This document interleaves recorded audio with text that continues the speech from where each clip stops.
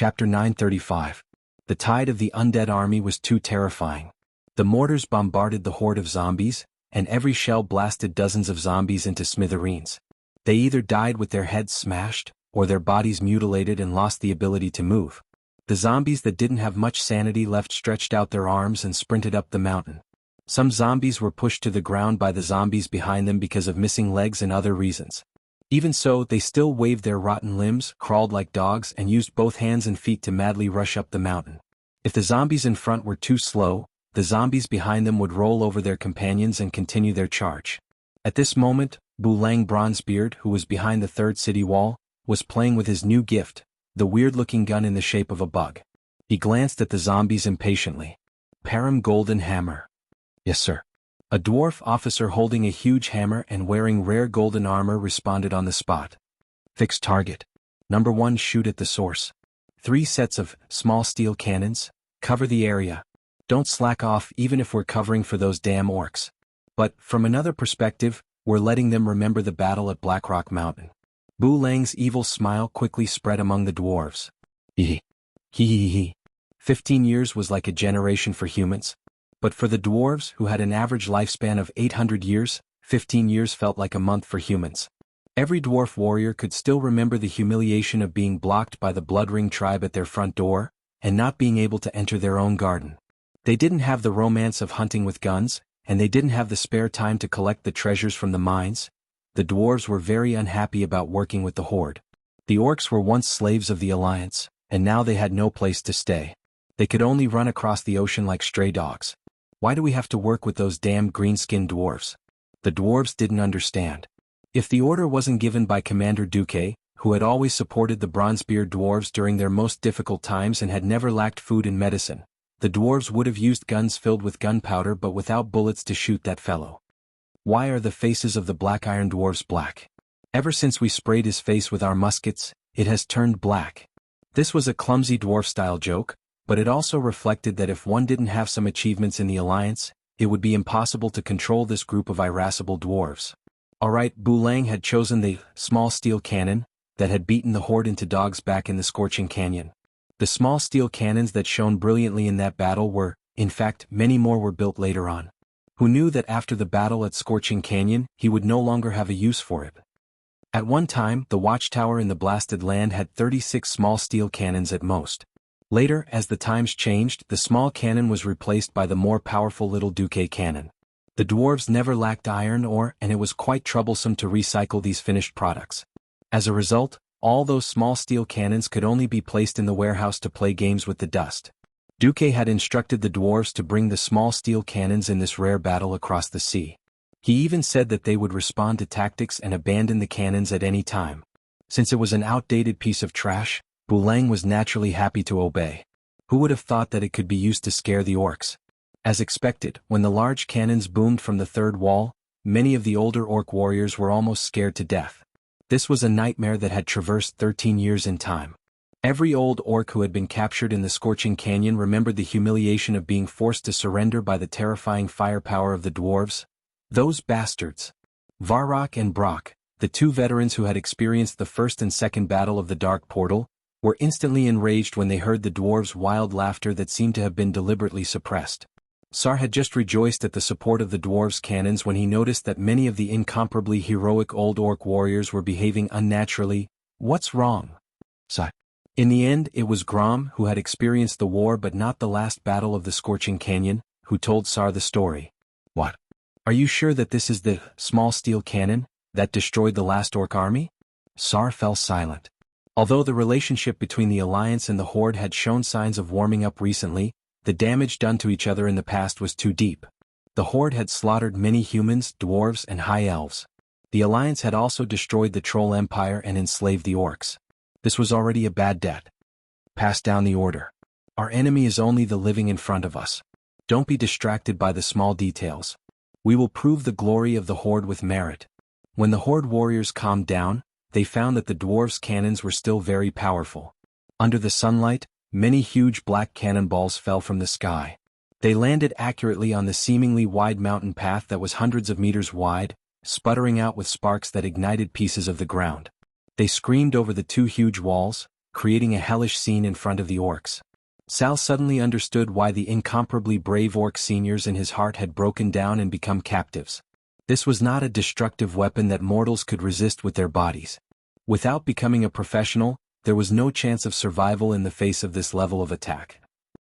Logically speaking, in the face of this kind of attack that could wipe out everything within a 100-meter radius, there shouldn't be any existence that could survive. But Sar found that he was wrong.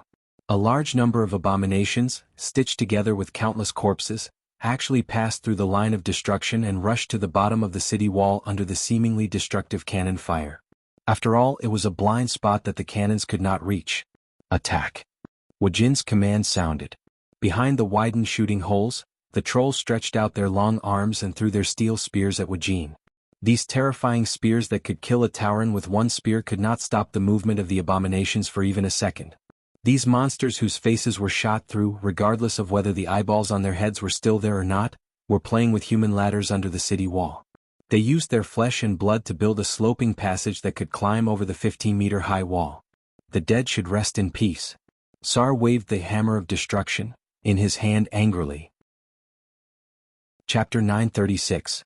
With a roar, the huge black square-headed hammer in Sal's hand emitted a blazing light like a small sun. A huge abomination that pounced towards Sal with its arms wide open was hit in the head on the spot. The abomination had the appearance of a big fatty, and its waist circumference was at least 5 to 6 meters. Under this hammer strike, the stitches on its body directly burst open, and the flesh that was forcefully stitched together emitted scorching sparks. In the next moment, its huge body was torn apart on the spot. Sal originally thought that he was already quite violent, but he was suddenly frightened by a loud roar that sounded in his ears. It was Cain Bloodhoof. This burly Tauren chief, who was a size larger than Sal, was at his youngest and strongest age. A gigantic totem pole that could be used as the main pillar of the Beastmen barracks swept across, and two abominations that pounced at him were cut in half at the waist. He picked up the lower body of an abomination and threw it out effortlessly, like a bowling ball or a cannonball. The dozens of abominations that were swarming towards him were instantly knocked down. Even Grom, who had chopped an abomination to death with an axe, was dumbfounded by this scene. The place that the dwarves chose to build the city wall was naturally the narrowest and steepest part of the mountain path. It was 200 meters long from left to right. It sounded very long, but in fact, it was absolutely extremely narrow for a battlefield. Excluding the taller and sturdier bastions that protruded from the city wall, the actual length of the wall was only 150 meters. It was guarded by the various tribal chiefs, and regardless of whether they were ordinary soldiers or elites, they would be annihilated no matter how many came. Seeing that the number of the undead army was gradually increasing, Wajin waved his hand, and immediately the orcs on the bastions worked hard to shake the handle of the pump up and down, using the FFF flamethrower that once terrified the tribes on the undead army. The city defense version of the flamethrower was even more insane. After the improvement, the fire oil was clearer and had a higher burning ratio. Due to the 45-degree mountain terrain and the fact that they had the upper hand, the flame tongues could easily be ejected 100 meters away. After a few rounds, the 8 bastions had turned the narrow mountain path into a flaming purgatory. With the explosions of the small cannons and the sprinkling of the flamethrowers, even if there were occasionally elite abominations that were bathed in flames, it would only take a single strike from an orc centurion or ox-head warrior. Grom held Blood Roar in his hand. His eyes seemed to have traveled through time and space back to the Grand War era. Once upon a time, the battlefield between the Alliance and the Horde was a battlefield dominated by strength, skill, and courage. That was the era when the elites of the Draenei tribe who had experienced the Draenei War wantonly flaunted their military might. That was until a human named Duke Marcus appeared out of nowhere and completely changed the situation of the battlefield. His little invention, the F-type flamethrower, had caused the 100,000 elites of the Warsong clan to be unable to advance an inch in the Silverpine forest. They had no choice but to rely on the Blackrock tribe, which had innate fire resistance as their main force. Unexpectedly, after 13 years, it was the orcs' turn to use fire to deal with the Calamity army. "Be careful," Varrock suddenly shouted. Everyone suddenly realized that there were many giant abominations wrapped in a frosty aura that boldly charged through the dead zone of the cannonballs, passed through the sea of fire, and killed their way to the city wall. "Use fire bombs," Thrall ordered decisively. At the back of the platform on the city wall, the orcs hurriedly threw out the metal shells in an extremely rough manner. Then, when the so-called fire bombs were thrown into the sea of fire, An even more intense flame burst forth. The temperature was so high that even the orcs standing upwind couldn't stand it. Not to mention the abomination in the sea of fire. The high temperature caused its fat body to continuously lose weight. The essence of a corpse was still fat and bones. As long as the fire was strong enough, the abomination itself was a huge flammable object. The abomination that had worked so hard to break through the purgatory was defeated just like that. Ah! If the Burning Legion is only at this level, let alone 3 days and 3 nights, I can even defend for a week. A young orc warrior said proudly. As if it was a slap to his face, a large group of gargoyles began to fly over from afar. Thrall's face darkened. Get the wolf riders ready to throw themselves into the net. At this stage, the tribe was so poor that they didn't even have many wyverns. How could they fight against thousands of gargoyles? Fortunately, the special nature of Mount Hyjal reduced the height at which the gargoyles could climb. Otherwise, there would be no need to fight at all. In fact, other than the net, the tribe's more effective long-range weapon was the less efficient javelins in the hands of the trolls. Of course, the tribe still had shamans. Unfortunately, shamans were so rare. They were all treasured and feared to melt in the palm of their hands. Other than leaving them to the rear to treat the wounded, Thrall would not let the shamans go to the front line until the last moment. At this time, Bulang, who was on the 3rd city wall, accidentally fired his larva of the giant worm. Bang! A huge gunshot rang out, giving the surrounding alliance warriors a fright. Bulang's face was not red and his heart did not jump. He was full of nonsense. You don't even understand this. I fired the gun as a signal to tell you that it's time to load. Type 3 bullets. The so-called Type 3 bullets was also Du's bad taste. When he came up with this idea, he didn't expect the dwarves and gnomes to come up with it. However, the dwarves weren't afraid of having a big brain.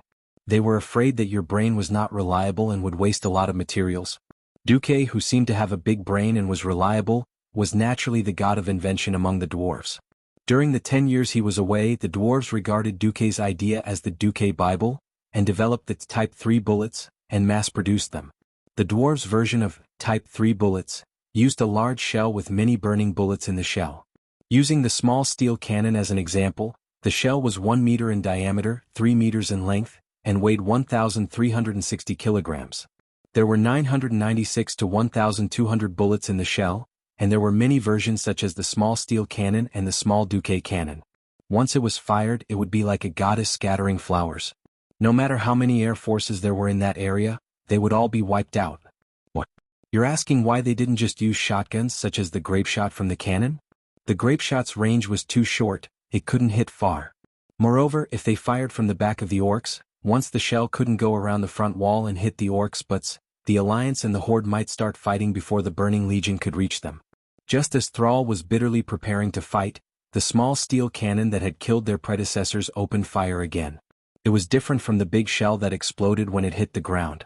This was a cone of fire that exploded in mid-air like a beautiful firework. Chapter 937. Half a minute ago, all the rookie orc warriors subconsciously raised their heads. With a slightly confused and helpless expression, they even forgot to hold up their shields, bitterly becoming witnesses to the spectacle in front of them. It was an enemy so dense that it looked like a dark cloud. The gargoyles, which were almost free of the shackles of gravity, had the strongest limbs, sharp and dark claws, a demonic face and scarlet eyes that flashed with the most demonic fierceness. A moment ago the entire defense line of the city wall was still bathed in sunlight, but suddenly the sky darkened. The army, which lacked mobility, was passive whenever it faced the agile and soaring air force. Coupled with various factors such as range and hit rate, the Horde warriors could only be beaten up at this time. Originally, Sal was prepared to suffer heavy losses. Unexpectedly, as the roar of artillery in the distance behind him became more ear-piercing, Sal discovered with his amazing dynamic vision that the dwarves had changed the cannonballs to larger red cannonballs. They weren't blasting at the ground but throwing them into the sky. It looked like fiery conical fireworks blooming in the sky, and they broke the black haze of death in a unique manner. Each red cannonball was equivalent to over 1,000 tiny flame warheads. They poured their destructive power unscrupulously into everything flying in the sky. Sal saw with his own eyes that a cannonball passed by, and the nearest gargoyle was directly turned into a sieve. The wings, which were as solid and thick as a stone wall, were full of holes of all sizes. The head and chest, which could have been broken with a sledgehammer, were full of potholes and continuous cracks. The mountain path of Mount Hyjal, which had a limited flight altitude and area, was definitely the best place for the dwarves' magical cannonballs to show off. With one shot, at least 30 or 40 gargoyles fell from the sky. The originally dense and numerous gargoyles were like dark clouds, but after a few rounds of artillery fire, they suddenly became riddled with holes. Many gargoyles, after falling from the sky, still did not completely lose the ability to move. They still drove their burly bodies to climb in the direction of the city wall. Sal curled his lips. Wujin. Understood. Groups of dark-spear trolls rushed to the top of the city wall. They stood behind the orc warriors, stretched out their slender arms, and swung their arms to throw out round stones. When it came to throwing, the trolls had a talent that the beastmen could never hope to match. Stones the size of kettles drew a straight line in the air and struck the gargoyles on the ground. Crack, crack. The sound of rocks shattering rang out everywhere. Ah, awesome. This feels so King good. The orcs and oxhead warriors were still cheering loudly even though they were defending the city walls. The miserable state of the enemy was their best stimulant. At that moment, people from the Alliance arrived. A small group of knights found Thrall, who spoke awkwardly in orc language. Your Excellency, the first line of defense is saturated. Vice Commander Turalian hopes that you can temporarily abandon the first wall. Give up. We've only just warmed up. There are so many good lads behind us who haven't even touched the enemy, Tauren Chief Kane muttered. Sal looked at the continuous walls on the mountain road, and then looked at the death passage in front of him that had been filled with corpses. He waved his hand to stop Kane. No, we have lost the geographical advantage. We still have to defend for a long time. Retreat. The messenger knight was relieved. Tribal warriors who have just been injured, please retreat first. Behind the second line of defense, there will be specialized medical teams to take care of them. Don't worry, it's not just the dwarves' cannons. The night elves and blood elves sentries and rangers will cover your retreat. Thank you. Sal replied humbly. The messenger knight raised a red flag and waved it behind him. Sal immediately felt the cannons behind him become more intense. The cannons in the sky and on the ground were at least twice as dense as before. Apart from a few accidental injuries, 99% of the cannons hit the Burning Legion. He nodded in satisfaction and had his men cover each other's retreat. Over 10,000 tribal warriors were divided into 4 teams. 3 teams retreated first, and the 4th team stayed until the first 3 teams entered the 2 gates of the second line of defense before retreating. At that moment, the zombies and ghouls that were rushing up were stopped by the extremely accurate and sharp rain of arrows. The abominations and gargoyles were greeted by the dwarves' cannons and muskets. The tribe only paid the price of less than 100 lives before successfully retreating. Damn it, I should have adjusted the shooting parameters just now and blown those damn green dwarfs and the undead monsters away. Param cursed. Bulang slapped his forehead. Why didn't you say so earlier? The dwarves were speechless. But more dwarves looked at the few human knights sent by the Alliance General Command. The dwarves finally knew what these humans were here for. They were afraid that the dwarves would act recklessly when they were hot-headed. On the Burning Legion's side, a fierce debate broke out. The Dreadlord, led by Ansaron, thought that they should slow down and find a countermeasure. The Alliance's cannons are too powerful. We don't have enough cannon fodder and the terrain is too narrow. It's not a good idea to attack blindly. The Lord of the Abyss, Asgalar, sneered. Ansaron, you've been in this world for too long. Is your brain broken? The Burning Legion has destroyed countless worlds. This one will be no exception. Ansaron's face darkened. This is the only planet where the Burning Legion has failed more than once. Even Master Sargeras has lost contact here. Since they were talking about their boss, Asgalar couldn't go on. Since you're so afraid, let me take the lead. The Lord of the Abyss moved his fat, 4-legged lower body, picked up the heavy double-headed double-edged sword, and left with a laugh. Ansaron stared at Asgalar's back and spat. Idiot. I'll let you and your men consume the dwarves' cannons. As one of the first higher demons to enter this world, the Dreadlord had a full understanding of the combat power of the mortals in Azeroth. Before Archimonde's arrival, if it weren't for the Lich's solidification of the fortress and the effect of protective cannonball, condensed by a large-scale magic circle, the Scourge Legion would have been defeated and attacked to the city of Lordaeron. If Lordaeron fell, then the entire Lordaeron continent would likely become a piece of iron again, and the Burning Legion would have no way to attack. Fortunately, Archimonde arrived. After a while, seeing Asgalar's mountain-like figure, the human warriors on the second wall didn't look good. Mograine spat down the wall. I thought only the Horde was unlucky. Chapter 938. A 15-meter-high wall was the limit that the Alliance's engineering team could achieve in a short period of time. Even if cement was better than the old stone brick wall, there were still various load-bearing and foundation problems. Mowgray knew very well that if it was the Alliance from 15 years ago, the brothers could only rely on wooden fences that were 5 or 6 meters high to resist the tide of the Burning Legion. However, reinforced concrete and so on could be used to block zombies and ghouls. In the face of such a great demon that was 8 or 9 meters high just by standing, it was simply a joke with their lives. Not to mention the Abyss Lord that looked a bit like a dragon man. If they didn't stop him before he reached the wall, the 3,000 Alliance soldiers on the wall would die. Call for help. Mowgray ordered.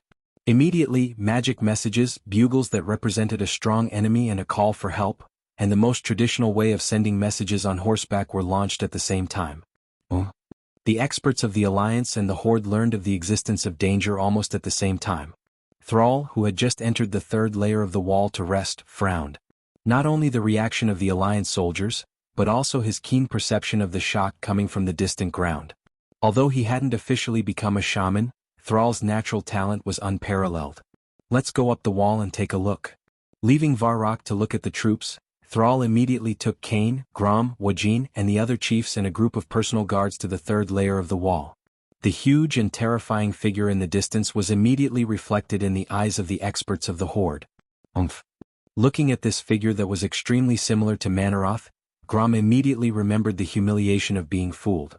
On the fifth layer of the wall, Kale, who had been pretending to be calm, was originally elegantly sipping black tea.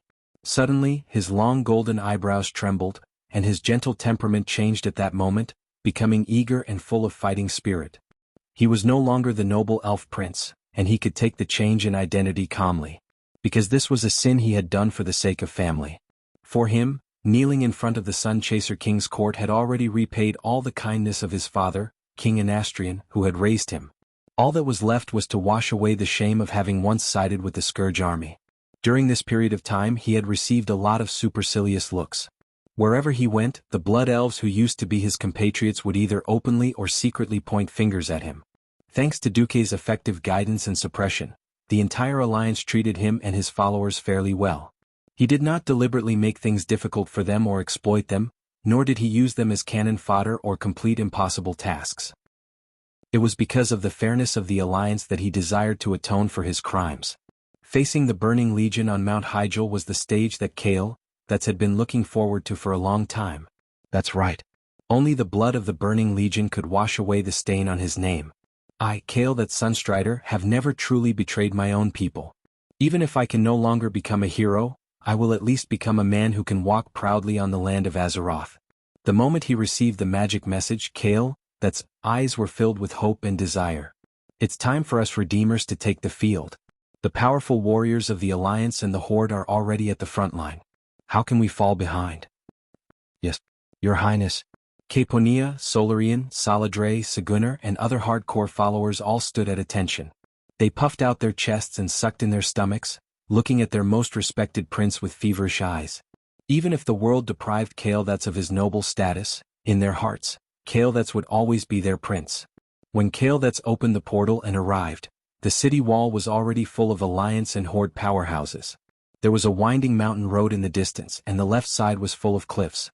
Turalian pointed at the huge figure moving quickly along the winding mountain road and said in a worshipful tone, according to the intelligence that Lord Marcus, the commander of the Alliance, risked his life to retrieve, that huge half-dragon, half-human demon is the Lord of the Abyss, Asgalar. Excluding the giant bug Oro who was destroyed at the camp at the foot of the mountain not long ago, he is one of the 6 leaders of the Burning Legion's invasion. He is quite difficult to deal with. What Lord of the Abyss, isn't it just a matter of my axe? After playing guerrilla warfare for more than a decade, Grom had to learn the common human language, and then he seemed to have learned what it meant to be arrogant. Mowgray pointed at the large group of demon guards around Asgalar, who were also around 5 meters tall. If you can rush to the fatty under the protection of so many demon guards and kill him, then I'll respect you. Grom's face turned red. Thrall grabbed Grom and said in Orc language, if Duque hadn't saved you, you would have been dead. For Duque's sake, don't argue with his subordinates. If you're a man, then fight on the battlefield. Grom snorted heavily. Turalian coughed and continued, according to the intelligence, those are elite demon guards. Unless you're a powerhouse who has stepped into the hero domain, or a mysterious person who is at or above the Radiant Moon rank, you can't effectively kill them. Thrall asked, even your cannons can't do it? Suddenly, a loud and boorish voice jumped out from beside Thrall's legs. If it's possible, your dwarf grandpa wouldn't be here. Thrall was shocked. Only then did he notice that there was a dwarf not far away from him. It wasn't Thrall's fault. The Lordaeron area where he grew up had never been a dwarf's territory. Even he had only officially seen a large number of dwarves after coming to Mount Hyjal. He wasn't used to it yet. Facing the tribe's giant looking down on him, Bran Bronzebeard was even more upset. What are you looking at? Do you believe that I'll shoot you if you keep looking? The tribe's giants all said in unison, humph. Turalian rubbed his eyebrows. I still don't have enough reputation to control these warriors. He could only try to smooth things over and pretend that he didn't see their conflict. Then the job of covering up will be left to His Majesty Proudmoore and the other four. Jaina, Ronan, Kael, and his 2 followers bowed slightly. As time passed, Asgalar and his men finally crossed the first wall. Standing on the first wall, Asgalar raised his heavy sword and slashed at a fort next to him. The heavy sword wasn't too sharp, but the combination of weight and strength was a terrifying destructive power that mortals couldn't imagine. The gigantic double-headed heavy sword cut through the entire fortress made of reinforced concrete as if it was cutting through an oversized piece of tofu. The sound of steel bars breaking and cement bursting could be clearly heard even from the second wall 200 meters away. Every single one of the soldiers of the Allied army held their breath. Chapter 939. The demon guards rushed past the Lord of the Abyss like a tide. The mid-tier liches behind the army worked together to cast a battle magic spell. It was a huge ice shield with a radius of nearly 1,000 meters. The cannonballs that crashed down were melted by the black icy aura in mid-air, unable to land on the demon guards at all. Ah, you see this? Lowly creatures. Weak creatures like you don't even have the right to join the Burning Legion. It's futile no matter how you resist. Your only outcome will be the same as this tower, completely destroyed. Ah. The Lord of the Abyss, Asgalar, wasn't speaking in the common language of the beastmen. Instead, it was a language unique to demons that could directly enter one's soul. The vicious words rushed into the hearts of every Allied army soldier without any hindrance. Tisk. Every Allied army soldier's face was filled with indignation. Those standing at the front of the city wall were either chiefs or queens. Even a clay figurine would be enraged after being humiliated by a greater demon who was so good-looking, not to mention a powerhouse who was at the top of an area. Jaina gave a thumbs up in a domineering manner. In the next second she turned her wrist and pointed her thumb down. Only 4 cold words jumped out of the mouth of the newly crowned Queen Kultiras. Kill them. In an instant, the 5 radiant moon archmages at the front of the city wall emitted strong magical waves that could be seen with the naked eye. Ronan was in the center, Solarian was on the left, and Caponia was on the right. Arcane energy condensed into a thick soup around the entire archer tower. Behind them Jaina and Kael, rose slowly. Under Jaina's feet was an ice pillar that was growing taller and harder than steel. Kael, floated in the air on a spinning pillar of fire phoenixes. When the purplish-blue arcane radiance reached its peak, the 3 arcane masters pushed out their hands at the same time. Arcane energy so dense that it was almost solid shot out. Go! Jaina shouted angrily. Kill? Kael, murderous aura burst forth. When the ice and fire magic that was large enough to overshadow an entire team of sky archmages converged into that unparalleled arcane energy, an incredibly destructive war spell had been completed. Heavenly River of Frost and Fire. It did not exist in any single person's list of spells, and even Morningstar wizards did not have the control to use it. Only those at the peak of the Radiant Moon realm could perfectly fuse 3 different types of tremendous mana together to form this incomparably terrifying war magic. The surging yellow, white, and blue elements easily overturned all the beings standing in front of the second city wall. It didn't matter if you were an elite of the Burning Legion that roamed the universe or an abyssal lord that wreaked havoc across the stars. Even a Breaking Dawn mage might not be able to unleash such a powerful move, so all of you had to scram. Even though the abyssal lord Asgalar was filled with arrogance, he didn't dare to open his arms and take this blow head-on. He had no choice but to cross his arms and hold his heavy sword in front of him. Bang! With a momentum that was 100 times more amazing than the monstrous waves hitting the reefs on the shore, Frostfire Galaxy, easily destroyed all the guards around Asgulr. Even the Abyssal Lord, whose weight was measured in tons, had no choice but to be blasted 100 meters away along with the first city wall.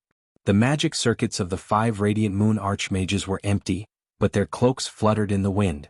Coupled with their proud expressions, everyone knew that they were feeling great. That's right. This was the ferocious might of magic. Annihilating hundreds of elite evil demon guards and liches with a single blow, as long as Mount Hyjal was victorious, the 5 of them would definitely leave a deep mark in the history of magic among humans and elves. Bastard! Bastard! Bastard! Mere scum, how dare you send me, Lord Asgulr, flying? Unforgivable. Asgulr, who had just crawled out of the rubble with his armor still intact, had the word, disheveled, written all over his body. Feeling greatly embarrassed, he didn't care about anything else. Carrying his huge double-headed heavy sword, he charged towards the second city wall like a high-speed train.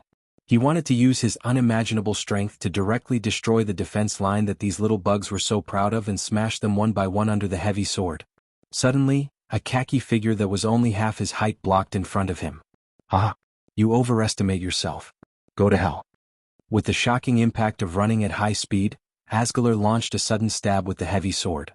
In his imagination, even a mountain would be smashed by him, as if that kind of short and pitiful bug would definitely be smashed into pieces by the sword. He miscalculated.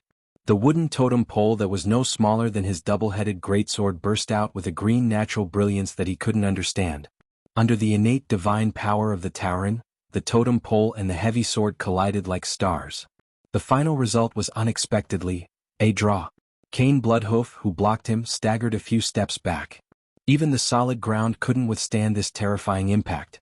The powerful hooves forcefully kicked out stacked stone waves. Asgulr didn't have it easy either. Each of his legs took 3 big steps back. Finally, his 4 short legs couldn't bear his exaggerated weight, and he sat on the ground with a loud thud. This wasn't the end. Just before he sat down, the enraged Lord of the Abyss threw his terrible heavy sword at Cain. In the distance, Sal was so scared that his heart almost broke through the confinement of his ribs and flew out of his chest. Cain, who was still in a state of exhaustion after forcefully blocking the heavy sword, widened his bull eyes and looked desperately at the heavy sword that was inserted into his chest. I can't dodge it at all. Anyone could imagine that in the next moment, the highest-ranking war casualty since the start of the Coalition War would be born. At this critical moment, a golden greatsword as wide as a door panel descended from the sky. Alexandros Mograine performed an extremely gorgeous jump slash and directly deflected the heavy sword of the Lord of the Abyss by a little. A slight difference could lead to a huge difference. The double-headed greatsword brushed past Cain's neck and cut off half of Cain's mane. It seemed that Cain's neck was bleeding, but people with discerning eyes knew that Cain's life was saved. Good job. Another gorgeous figure leaped high into the air. The violent scarlet axe drew the most amazing arc, crossed the space of 30 meters, and struck Asgulr's head with one move. With the smoke and dust raised when the Lord of the Abyss fell as the background, it was the figure of a powerful orc hero named Grom Hellscream. I said that whatever Lord of the Abyss is just a matter of my axe. Chapter 940. Pretentiousness was like the wind, always with me. Lord Howl's pretentiousness was so off the charts that all the heroes who had just covered for him and blocked the sword for him were overshadowed. They all became mere background decorations. That's right. Without the cover of the 5 archmages, without Cain and Mograine to resist the attack of the Lord of the Abyss, Lord Howl could not find a chance to kill anyone. However, the beastmen who revered strength would not care about this. Their eyes would only see the sharpest and also the last move that would kill them. All of a sudden, all the orc guards who had followed Sal to the second wall let out a fanatical roar. Oh, hero, hero, hero. The first warrior of the horde, Grom Hellscream. After the chaotic roar, it was the uniform roar unique to the horde warriors. Every roar was accompanied by the raising of a weapon, the cold gleam of a sharp axe, the light of a heavy hammer. The cheers of only 100 people condensed the momentum of 1,000 people. The soldiers of the Alliance were also cheering, but unfortunately, it was not as enthusiastic as the Horde. After all, the last axe was not the hero of the Alliance. On the Burning Legion's side, Dreadlord Ansaron could not stop scolding, "Trash. Trash. You're all trash." Since landing, the Burning Legion had not encountered anything good. First, Reki Winterfrost was inexplicably ambushed by the Alliance commander Duque. his head was chopped off and even his soul was destroyed. Then the seemingly powerful giant sandworm Oro was killed by the enemy's ultimate move. Then there was Asgalar, who was full of momentum but was killed by the mortal heroes in a few moves. The three chief-level guys all died a little inexplicably. Glancing at the extremely calm Khazroga and Kazak, Ansaron knew that Sir Archimond would not enter the field before confirming that the other party had a strong enough powerhouse. Both of them were Doomguard-type demon lords with special abilities. This time he had to enter the field. On the bone thrones near Anartheron, there were 5 dreadlords with the same huge bone bat wings sitting on them. Although everyone was a dreadlord, there were still different ranks among the dreadlords. After the former leader, Tichondrius, was killed, Anasaron was now the most popular replacement leader. He needed a perfect victory to propel him to the position of leader of the dreadlords. He suddenly had an idea. Humans, elves, and orcs are all lowly and weak. Let the endless burning legion destroy them. He had seen too many mortals fiercely resisting. But how many mortals could maintain such a high-intensity battle? Regardless of whether they used holy light or swords, as long as they were mortals, they would tire, get injured, and overuse their life force and spiritual energy or even die. After interrogating the souls of the dead at Azhara's beach and the camp at the foot of the mountain, they knew that the total number of people in the allied forces of the 3 factions on Mount Hyjal was not large. It would not exceed 200,000 at most. The Burning Legion's numbers were 10 times that of the allied army, and most of them were elites. After a little thought, Ansaron sent a small number of ice dragons and gargoyles in a rather sparse density. It would be too much of a loss if they swarmed up like before and were blasted down by the dwarves without even having to aim. Obviously, Anasalan's tactic worked. The Burning Legion's air force was larger in number but not too densely packed, forcing the allied army's long-range firepower to pay more attention to the sky. Many times the alliance had to send the griffins to contend with them. It was obvious that this was more effective for the allied army to bleed. It was the same for the ground battle. The moderate but continuous attacks made the allied army tired to deal with them. Basically, whenever the corpses in front of the city wall accumulated into a large slope, enough for the undead army behind to rush up, the city wall would be breached. In just 3 hours, the Burning Legion broke through 5 layers of the city wall in one go and fought all the way to the 7th city wall. At this moment, with the Horde's heroes as the arrowhead, the allied army launched an extremely fierce counterattack. Under the cover of artillery fire and elven arrows, the allied army actually fought their way back from the 7th layer to the 1st layer. What infuriated Ansaron was that the allied army pushed a large number of fuel barrels and directly set fire to the mountain path. The intense fire with a temperature of over 1,000 degrees made it so that only the air force could pass through. Ansaron once tried to get the liches to use frost magic to extinguish the fire, but the effect wasn't ideal.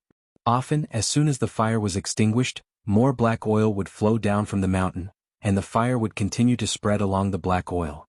And because of the solidified magic array on Mount Hyjal, no matter how fierce the fire was, it was only within the range of the mountain path and wouldn't spread up the mountain.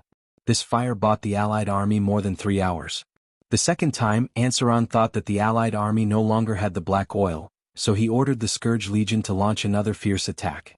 In the end, Ansaron was shocked to find that there were 7 more layers behind the original 7 layers of city wall. This time they fought for another 3 hours.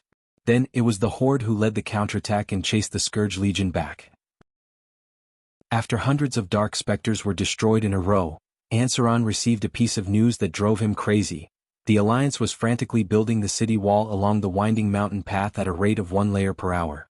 That's right. Our mortal army can't outlast the Scourge Legion, but we can stall for time. If we can stall for 3 days, it will be the Allied army's victory. After realizing that the Allied army didn't mind stalling for time, Ansaron felt like he had been slapped in the face several times. No way. I have to do it myself. All of you follow me. Behind Ansaron, 5 dreadlords followed. In front of him was a tidal wave of Abomination army and a group of about 100 Death Knights. Hundreds of Hellfire over 10 meters tall held down the rear. In the sky, a huge death dragon was slowly circling, and thousands of gargoyles were flapping their black wings. The high-level dreadlord Ansaron was out. Logically speaking, this lineup should be punching Mount Hyjal, stepping on Azeroth, commanding the world, and no one dared to disobey. Who the hell told you Turalian to use Quell Zarim to release the meteor blast? And who told you Mograine to use Ashbringer to release the despicable Thunderbolt? You broke the rules. All of you broke the rules. Where's the referee? Yellow card. No. Red card and 100-game ban. Who are you? Who the hell are you? I am it. In the face of the menacing allied forces, Dreadlord Ansaron and his men beautifully pounced on them. Chapter 941. His surroundings were chaotic and countless strange lights flashed in all directions around him. I'm going back. In the confusion, Duque felt that he had gone back. He returned to a warm but comfortable doghouse. He graduated from university and changed from a glorious university animal to an even more glorious person in society. He lived the fulfilling life that his seniors mentioned. Because the kind and generous landlord increased the rent every year, her flower-like daughter yelled "Sumida" all day long, and absolutely refused to spoil Duque, an ordinary great man who was far from being a little fresh meat. This allowed Duque to avoid a wonderful love disaster. Therefore, the single dog Duque decisively moved to a cleaner and tidier urban village. He lived in an independent kingdom that cost 1,000 yuan per 10 square meters. He lived almost every day at 2 o'clock in the morning, and he had to enjoy the scenery outside the window of the 3-hour subway. So comfortable. There were aunties dancing Little Apple at 10 o'clock at night. There were commercial flights flying at 3 o'clock in the middle of the night. There were daily demolitions of houses in the urban village that started at 6 o'clock in the morning and rented out to university graduates. None of this can affect my enthusiasm for the boss fight in Duque's territory. Damn, it's already the era of the monthly card.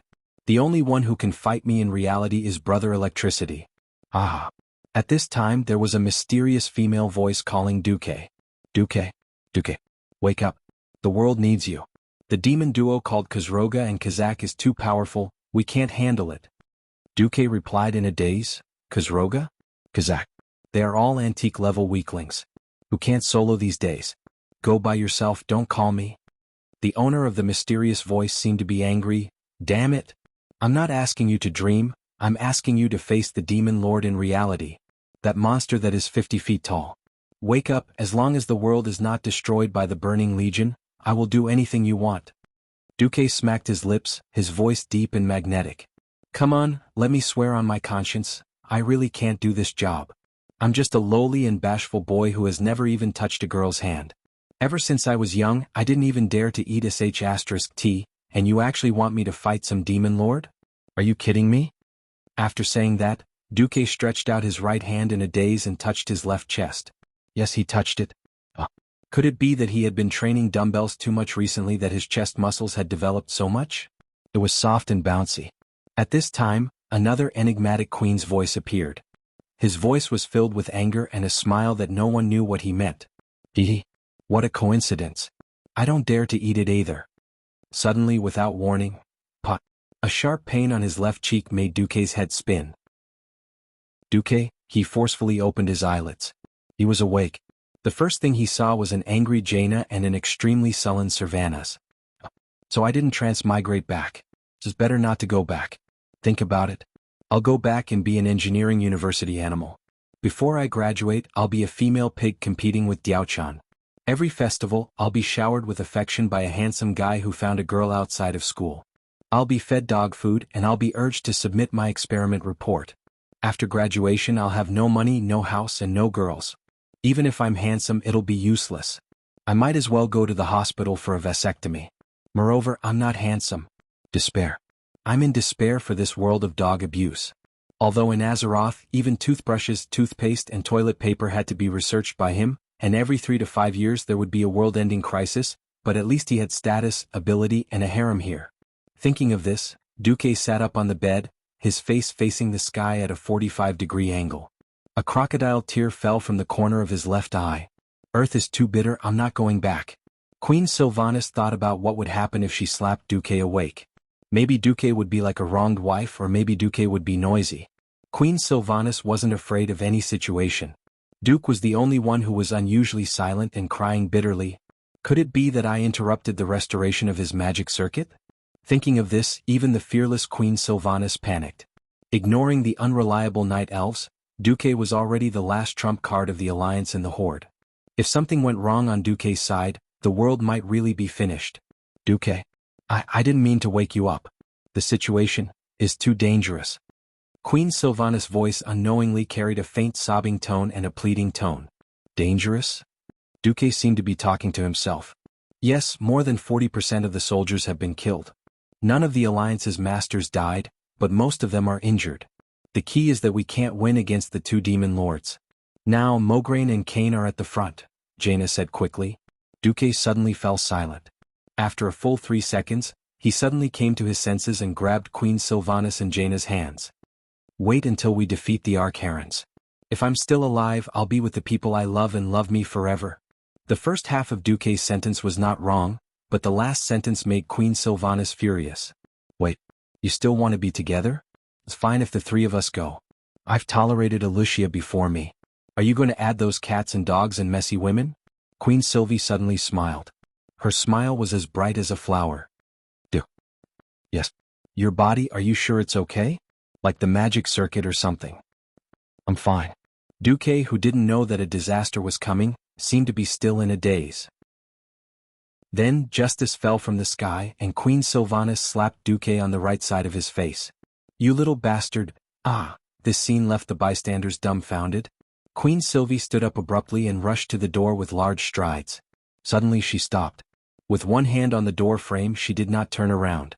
Although you're a bastard, seeing that you might be able to save the world, I agree. But I warn you, don't go too far, or I'll incite my sisters to leave you. After that, Queen Sylvanas strode out of the door as if she was escaping. As soon as Queen Sylvanas left, Jaina also pulled back her hand that was held by Duque.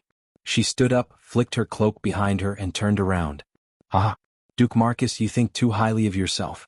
You actually want to take two queens at once? Who do you think I am? I'm the noble queen of Kul Tiras, Jaina Proudmoore. There's no way I'll give myself to a bastard who has a harem. After that he used flash, and flashed out of the corridor. A few seconds later, Jaina's vague voice floated over from afar. If you can help me get revenge, maybe it'll be a different story. Why are all of you suddenly so arrogant? Chapter 942. At this moment, Sylvanas's voice drifted into Duque's ears from afar. If there's nothing else, quickly get out. There's a pause outside. You have 30 minutes at most, everyone is waiting for you. 30 minutes? That's enough. Duque smiled and lifted the quilt. Vanessa, who was waiting next to him, immediately stepped forward and handed over Duque's robe. Thank you. While putting on his clothes, Duque suddenly remembered, yes, Vanessa, the first slap on my left cheek was also from Sylvanas, right? Why did she hit me?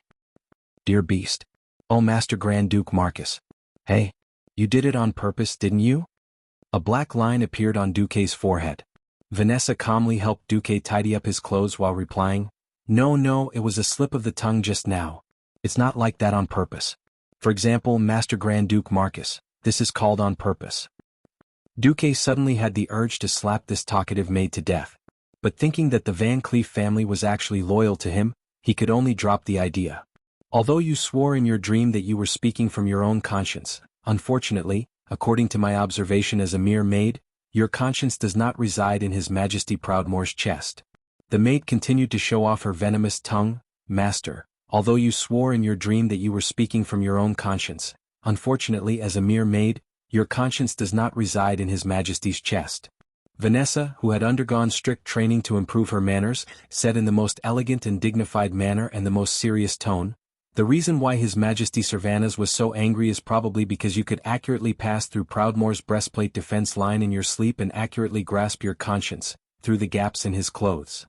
At this moment, Duque only wanted to say, what the heck? In fact, Duque really wanted to ask the maid in return, if my conscience grew on your chest, then can I still touch my conscience to speak? After thinking about it, Duque gave up. If Vanessa suddenly had a brain cramp and fearlessly sacrificed herself to have a monkey with him, wouldn't she give birth to an enhanced version of the venomous tongue monkey? No.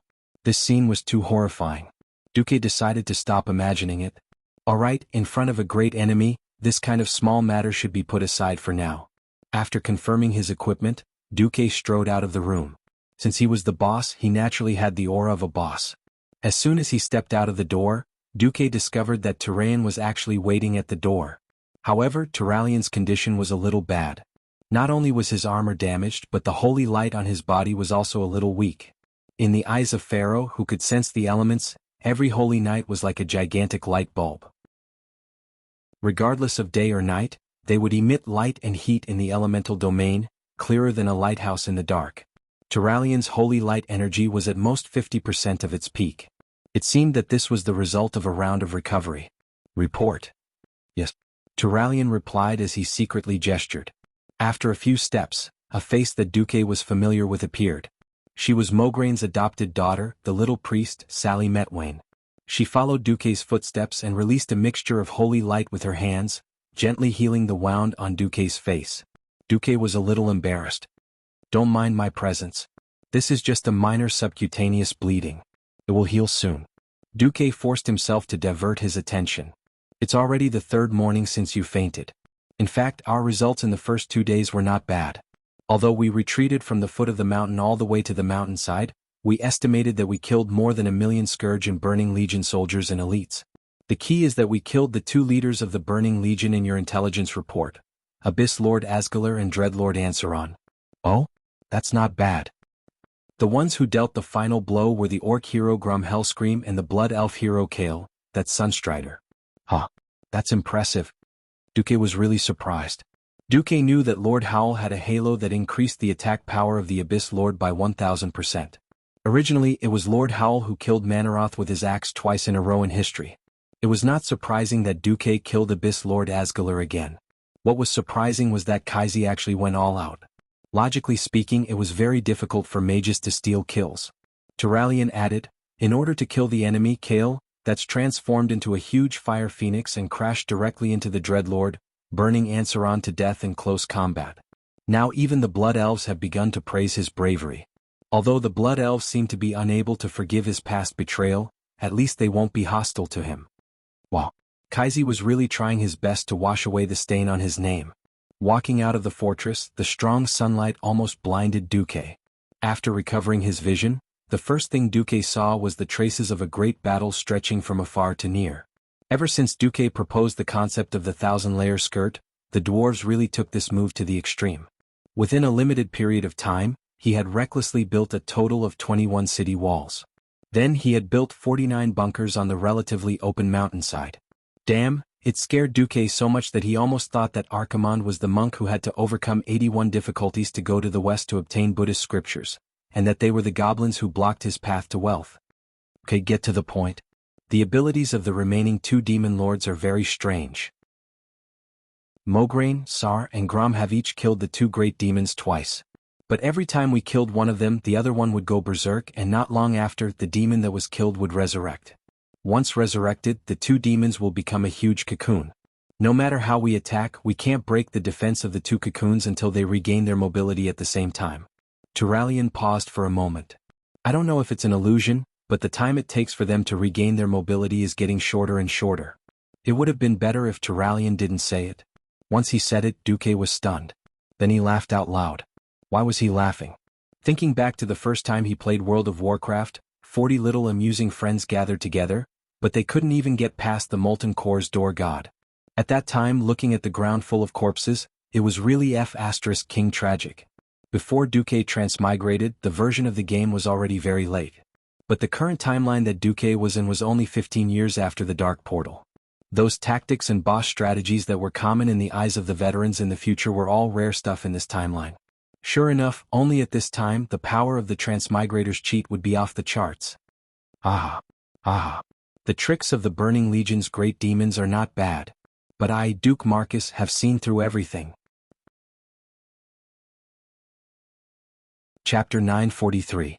What were soldiers most afraid of on the battlefield? The first thing they feared was having stupid teammates. As the saying went, don't be afraid of a godlike boss, but be afraid of a stupid teammate. In fact, there was another kind of existence above a stupid teammate, which was called a boss who caused others to die. If your teammates were stupid, you might be saved if you relied on yourself to become godlike. If your boss was stupid and forced you to die, there was really no need to save you. Just write your will. The general was the courage of the soldiers. It meant that a cowardly general would definitely have a group of weak soldiers. Very few people knew that there was actually a saying, the commander is the soul of the general. After all, the generals were just the executors of the strategy. The most terrifying thing was the failure of the strategy. In a situation where even the generals were at a loss of what to do, if even the supreme commander did not know what to do, How could the soldiers have the courage to fight the enemy? Now Duque's arrogant laughter was spread everywhere. In the ears of the soldiers, it was not frightening but heavenly. However, I, Duque, have seen through everything. When these arrogant words were heard by the soldiers who were already beginning to feel uneasy, it was no different from a large dose of reassurance. That's right. The invincible commander of the Alliance, Lord Marcus, had found a way to defeat the enemy. What else do we have to be afraid of? At times like this, the reputation that Duque had made could play an unimaginable role. Without the reminder of the officer, the veterans had already automatically remembered the various glorious achievements of Duque in the past. Since the first battle at the Door of Darkness, every battle Duque fought, even if he lost, it was a glorious defeat. It was true that he had lost Stormwind City, but he had burned 100,000 orcs and let Lothar take the head of the first orc chief, Blackhand. In the face of the crazy attacks of the tribe, he had been defeated, retreated, and felt helpless. However, Duque seemed to be the embodiment of the strong will of the human race. By continuously uniting forces that could be united, he still led the alliance to become stronger and stronger even though he had to fight for tens of thousands of miles. In the end, he successfully turned the tables and defeated the orcs. It was the same this time. The death of the Calamity army once shrouded most of the sky above the Rotterdam continent. However, Duque the king returned and led everyone to launch a counterattack. Tirisful Woodland was the only place left in Lordaeron. Apart from the Silverpine Forest, which was still filled with werewolves, most of the fallen areas on the Lordaeron continent had been recovered. That's right. That's right. As long as Lord Duke Marcus leads us, we will be victorious. Suddenly, in the distance, a wounded soldier with a broken arm struggled to run over, knelt on one knee in front of Duque and asked excitedly, "Commander Marcus, have you found a way to win?" Seeing that the bandage on the soldier's shoulder was still bleeding, Duque couldn't help but feel a lump in his throat. "Yes, we'll use the heads of those two demons as tables later." "Thank you, Your Excellency." The soldier kowtowed heavily. Duque's bold words quickly spread. "Will we win in the end?" "I will. We will definitely win. Please take care of yourself, Your Excellency. I would like to have you present me with an award during the victory ceremony." "I will. I definitely will." More and more soldiers gathered around Duque. Even the heavily wounded who couldn't get out of bed sat up with the help of their comrades. Not only the soldiers of the Alliance, but even the warriors of the Horde shouted and raised the weapons in their hands after hearing the translation. Swords and spears were like a forest, and the morale of the army was like a mountain. Thousands of voices were shouting and calling, and then converged into one, turning into a shocking sound wave that went straight into the sky. "Victory! Victory! Victory! Victory! Victory! Victory! Yes, we will definitely win. We have always believed in it." At this moment, on the battlefield in front of them. It was located at the entrance of the open land on the mountainside. Once they broke through, it would be a vast expanse of flat land. Other than the blockhouses built by the Alliance, there was no other place to defend. Although the narrow road from the mountainside to the top of the mountain was starting to build a wall, everyone knew that the wall was really useless against greater demons of such a level. The mortal soldiers in the coalition army had no choice but to risk their lives and rush up from the sides of the cocoons before they exploded to support their allies on the mountain road and the city wall. This was to stop the small fries of the Burning Legion and not let them affect the experts of the Alliance to surround and kill these two demon lords. Mograine was very tired. He leaned on the heavy Ashbringer and panted heavily. A third of his golden armor had already been torn, and he looked more like a beggar. Grom's famous blood howl was thrown on the ground in front of him. The incomparably strong man was currently covered in sweat, and he sat on the ground as if he had collapsed. The one who suffered the most was the Minotaur chief Cain. Because he was the largest and had the strongest vitality, he also suffered the most damage. Right now, Cain looked like a Fergana treasure cow. There were at least 100 large and small wounds all over his body, and all his hair was dyed red with blood and sweat.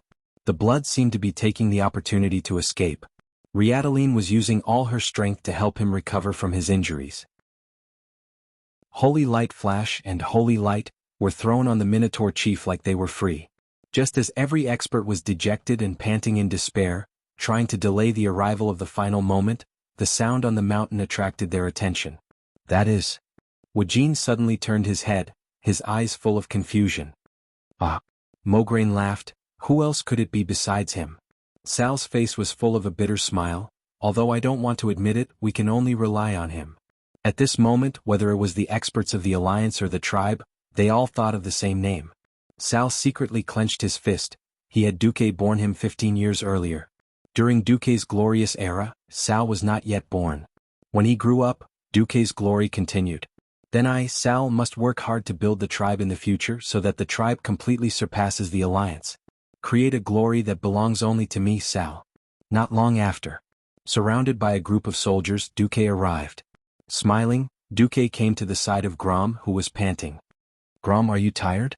It seemed like a concerned question, but in reality, it was a provocation. How could Grom be provoked with a good temper? He coldly snorted and pointed at Karzak's giant cocoon. I can still kill this guy 10 more times. Duque patted Grom's explosive green muscles. You don't need to kill him 10 times, just one more time and it will be over. Really? Grom's eyes burst out with a sharp light. At least we are still allies. Duque never lied to my allies. Duque's words were sonorous and powerful. Grom stood up again. If he was a tired beast just now, then he had now transformed into the most ferocious berserker. His entire body was filled with a strong desire to fight. Chapter 944. Duke walked from Grom's side to Alessandro's side and lightly knocked on his golden breastplate with his small fist, producing a clear and melodious sound. Duque walked away just like that. Mograine smiled. This was the Duque he knew. They had been comrades for more than 10 years, and even a word of encouragement was unnecessary. That action just now had already said everything. There was no need to say anything, just follow with your weapon. Mograine's body, which was nearing 60 years of age, seemed to be suddenly injected with the strongest vitality. He stood up abruptly, his movements so nimble that no one would have imagined that this was an old man who had been exhausted just a few seconds ago. Veterans did not die. He used his actions to show that he was not yet at the level of a veteran. Alexandros Mograine, can still fight for another 10 years. Sal stood up and hit himself in the chest with a single fist, making a loud bang sound. Kale, that stood up, his face full of hope for the future written all over his face. Cairn Bloodhoof stood up. He wanted to use his actions to tell the world the bravery of the Tauren tribe. Bulang took a deep puff of his cigar, then threw the remaining half of it on the ground, stomped on it a few times and picked up his new gun with a crack. At this moment, a whistling sound came from behind Duque. He did not think that it would be Tyrant Whisperwind riding a tiger and rushing over with her sentries. She was surprised by the scene in front of her. Originally, she had heard that the Alliance and Horde's crusade against the Burning Legion had fallen into a desperate situation, so she had hurriedly brought people down the mountain to maintain the situation. This was because Malfurion still needed at least half a day. Who knew that she would see such a scene when she came down? Gazing at the faces of the strong, every face was filled with confidence again, and there was a faint smile on their lips. This was not something a group of defeated generals should have.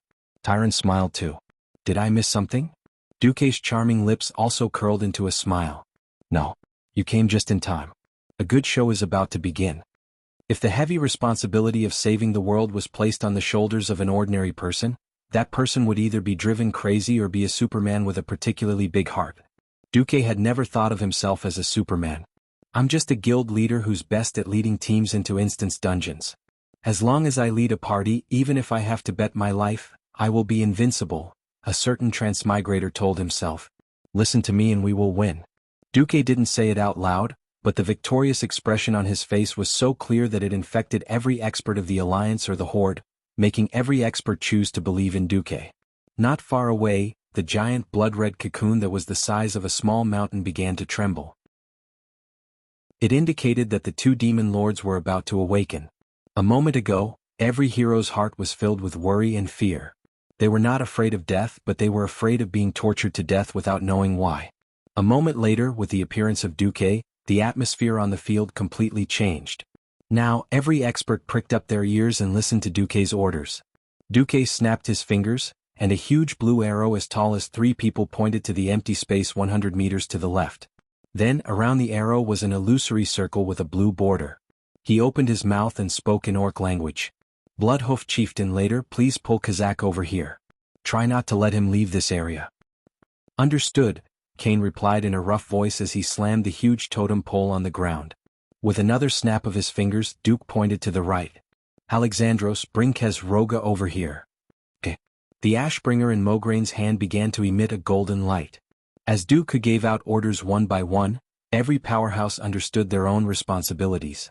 These heroes that the players were familiar with were no longer the great existences that they could only worship. At this moment they were just members of Duke's party. Come on. Believing in Duke did not necessarily mean eternal life. However, there was no need to say anything about killing a boss to get rich. There was only one sentence to describe it. Bro, steady. The huge blood-colored cocoon finally peeled off from the two demon lords and floated away. The heads with huge horns had just seen the light of day. They originally had mocking expressions on their faces, wanting to see how these mortals would struggle in pain and despair. In the end, they saw a group of heroes with completely different mental appearances.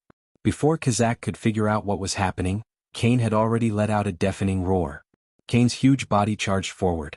After his huge body, which weighed nearly 2 tons, entered the charged state, even the demon lord found it difficult to resist. Kazak took half a step back with his right leg and turned into a bow stance.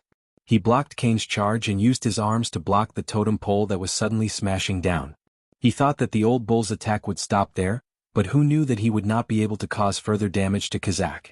Kane rushed forward and blocked Kazak's demon horn with his bull's horn. Then, bah! He spat on Kazak's face. Before Kazak's counterattack arrived, he did an ugly but practical roll and rolled away, avoiding Kazak's counterattack. Kane beat his broad chest hard and roared again. There was no need to translate this posture. He was clearly saying, come on, demon brat. Let's hurt each other. Old Bull's vivid body language ridicule, a performance that transcended the boundaries of race and language, opened the eyes of the powerhouses of the 3 sections. On the other hand, Mograine was simpler and looked much more serious. The power of Ashbringer was condensed into a line, easily crossing a distance of nearly 100 meters, and slashed at Kazak's body. He was seducing this great demon. After so many battles, everyone knew that the most insidious thing about Kazroga was his mark of Kazroga. This evil curse that could not be lifted could periodically absorb mana from all heroes within the attack range for 5 seconds. Whoever did not have enough mana would directly detonate that unlucky person's magic circuit. Because of the intelligence, so far no one had really been detonated. But this thing was disgusting. At least the paladins and mages in the main force of the alliance relied on mana to survive. This was why everyone was so tired. It was a double overdraft of the spirit and body.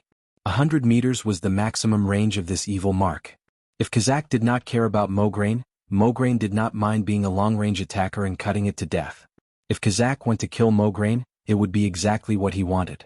Sure enough, this great demon fell for it. Chapter 945. When the 2 great demons were successfully separated, Duque let out a long sigh of relief. The most disgusting thing about these 2 guys was that they both had imprints that absorbed magic power. It was true that most of the heroes on the side of the 3-faction alliance had a lot of magic power. No matter how much magic power they had, they could not withstand the double burning of magic power from 2 different great demon imprints. Kazroga's imprint was fine. It burned a certain amount of magic power. Kazroga's imprint was crazy. It actually burned a certain percentage of magic power.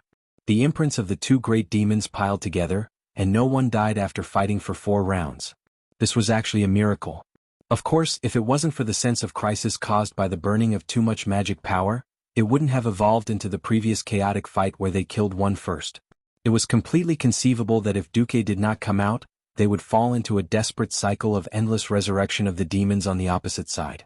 As long as the first hero died, it would be the beginning of the collapse. Now it was completely different.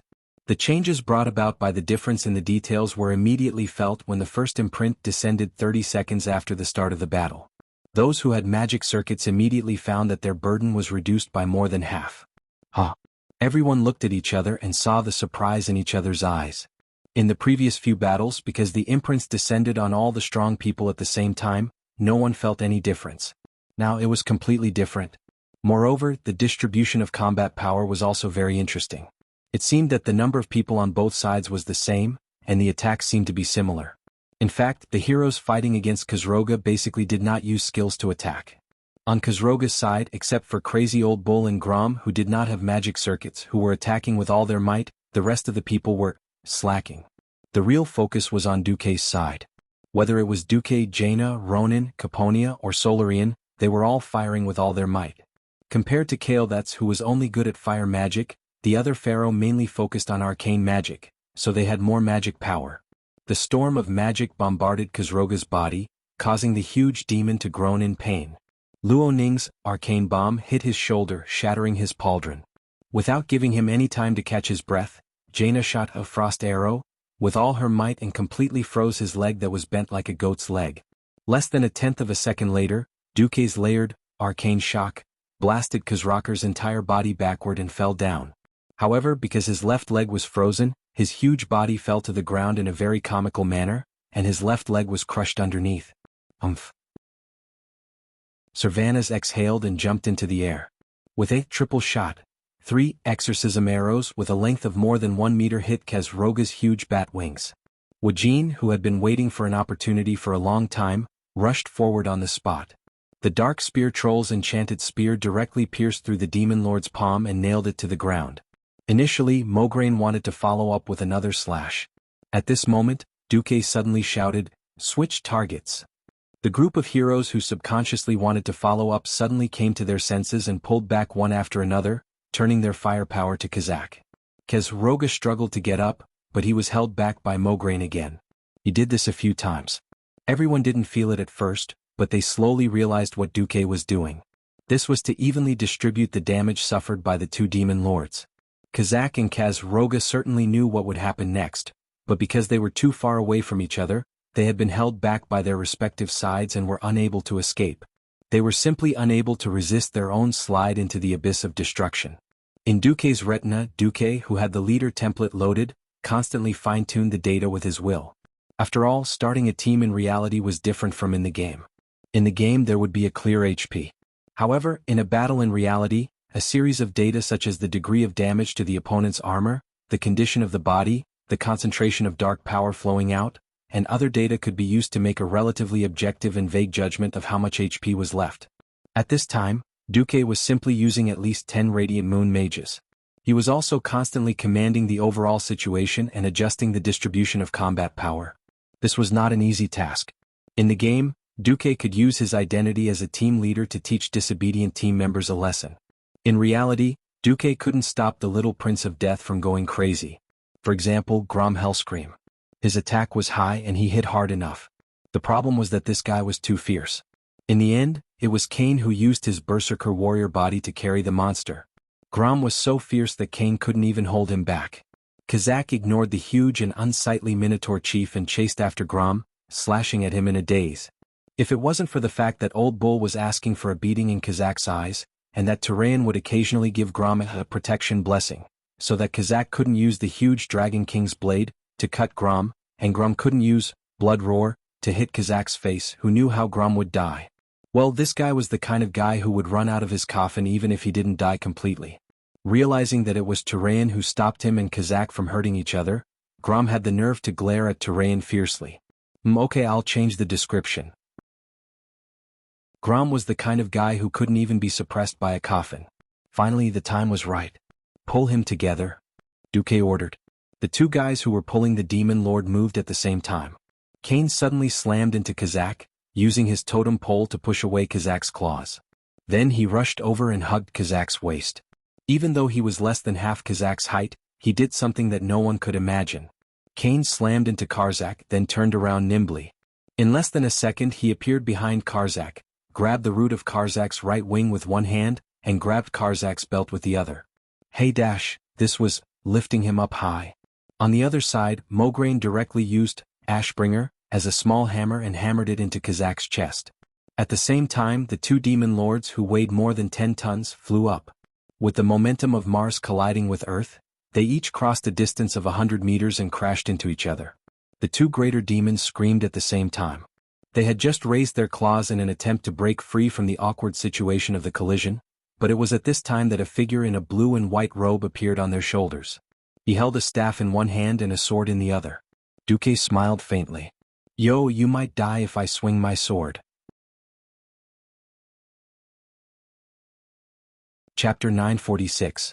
If he didn't show off after getting the first kill, he would be letting himself down. Of course, to the outside world, Duque could claim that it was to set an example and confidence for everyone in the upcoming Archaran War. Anyway, that was it. When the two demon lords collided and even their pauldrons were tangled together, Duque stood on Kazak's shoulder with his left leg and stepped on Khazroga's pauldron with his right foot, putting on a very cool pose. And the unknown holy sword in his hand was a great threat to the two demon lords. In the entire universe, nothing could stimulate the demons more than a holy sword full of righteous energy. Strictly speaking, Duque's holy sword was a smaller version of Quell Zarim. It was a top-grade item from the Pantheon. Without hesitation, Kazak and Khazroga simultaneously defined Duque, who was close to their vitals, as the most dangerous existence. They slapped their giant three-fingered claws at Duque. Who knew? Just before the two violent palms almost hit Duque, Duque smirked. "Sorry I lied to you." After saying that, he ran away in an extremely irresponsible manner. He really teleported away. With a flash, he ran away again. With the two great demons in such a difficult situation, every move could lead to a fatal flaw. Grom, who had been watching from the side for a long time, jumped high on the spot, ready to make another shocking jump slash. In the end, Master Howl failed to steal the kill. He was hit by Kazak's void arrow in midair. In addition to the shadow damage, the most annoying thing about this thing was that it had a spatial attribute that slowed him down. The originally lightning-fast jump slash was forced to slow down by half. Master Howl was in tragedy, becoming a floating target in midair. Such a good human sandbag. If not you, who should I hit? Kazak did not hesitate to lose his center of gravity, wanting to pull out his other hand and throw it at Grom.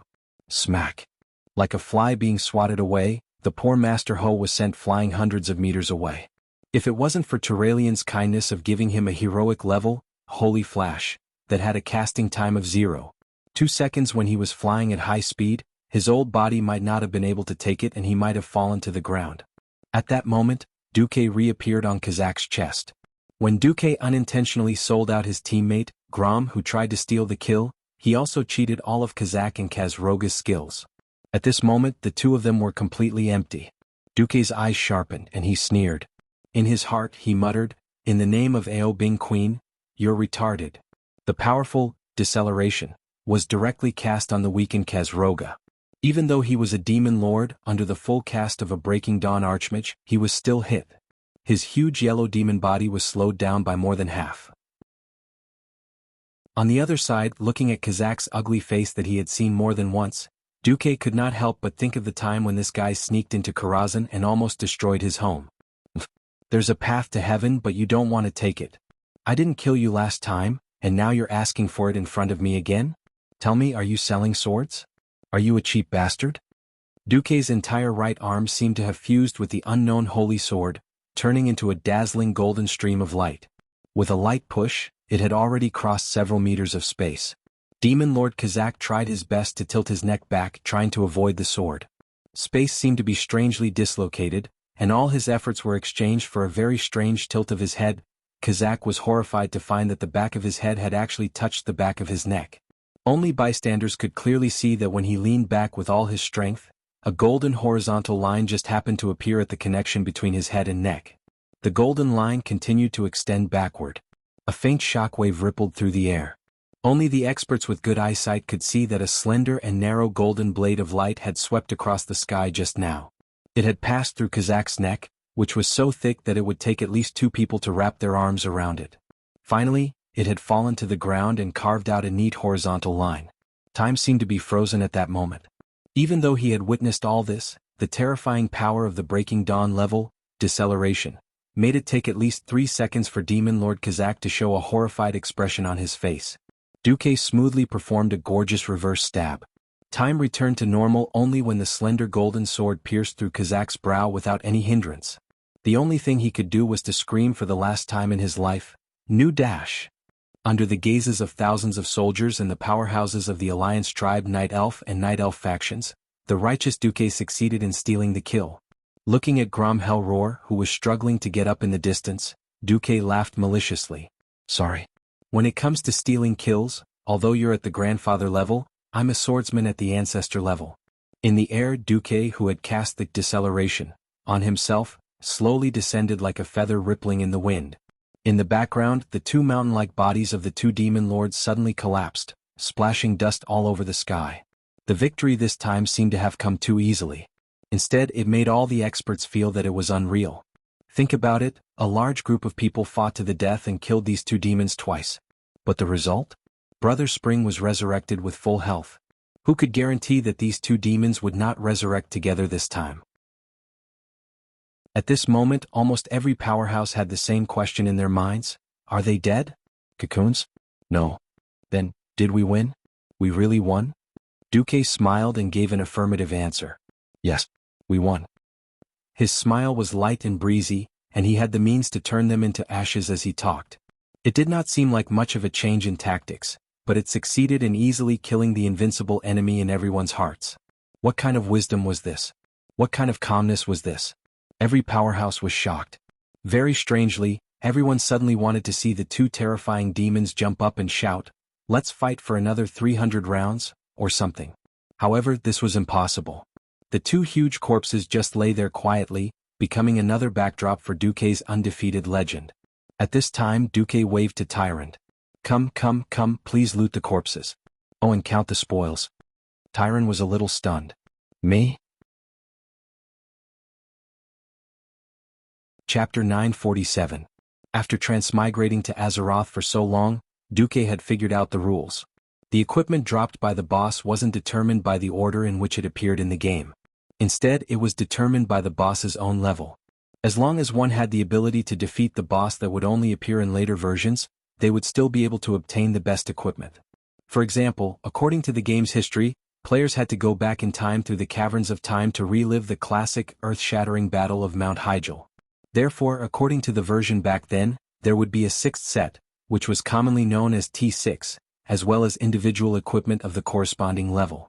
Previously, when Duque dealt with Deathwing, he got better equipment, but it was a pity that it was too little. How could it be like now, where he had the chance to change equipment in batches? After coming to Azeroth, Duque seemed to have gotten lucky a lot. There were also cases of him looting all the items on Auro's drop list. But unless it was absolutely necessary, Duque did not want to loot the corpse himself. After all, Duque was still a little superstitious. Back when he was leading the team, Duque was very popular as the team leader. That was an era where only the team leader could loot the corpse. In one of the harvesting teams in the Molten Core, Duque took a druid called Nightwind and a warlock called Susaru in one go. The two newbies were covered in green equipment, and they got an 8-piece epic Cenarian set and Vengeance set.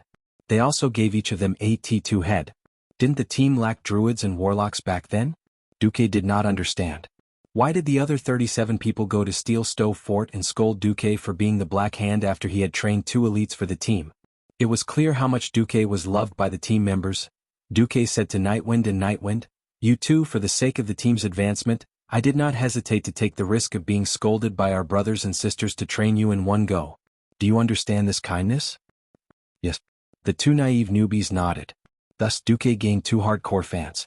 Yes, Duque was a lucky hand, there was nothing wrong with that. Alright, ever since Duque transmigrated, he actually felt that he was quite lucky. One could never be too careful. He had killed the tribe's first great chief, Black Hand. What if the old man couldn't keep his coffin lid down and came out to curse Duque's luck in the name of being the Black Hand? Thus, in order to prevent the curse of the Black Hand from attaching itself to his Kirin arm, Duque pretended to be impartial and allowed Tyrant, who seemed to be the most objective, to loot the corpse. As Tyrant rummaged through the spatial pouch that connected the souls of the two demon lords, she heard gasps from the side. Not to mention the fact that they were used to hardships, it was even difficult for them to find an epic-grade equipment. That group of people who had been slaves and savages for more than 10 years, of course they wouldn't have any good equipment. On the Alliance's side, the experts' eyes were filled with envy. This was an era where even epic-grade equipment could only be found in the royal treasuries of various countries. It wasn't the era where godly equipment could be found everywhere and epic-grade equipment was as common as dogs. Think about it. Even a big shot in the Alliance like Mograine couldn't gather a full set of epic-grade equipment, let alone others. At a time when epic-grade equipment was extremely rare, there was actually a large pile of high-grade epic-grade equipment. Who wouldn't be tempted? Duque spoke.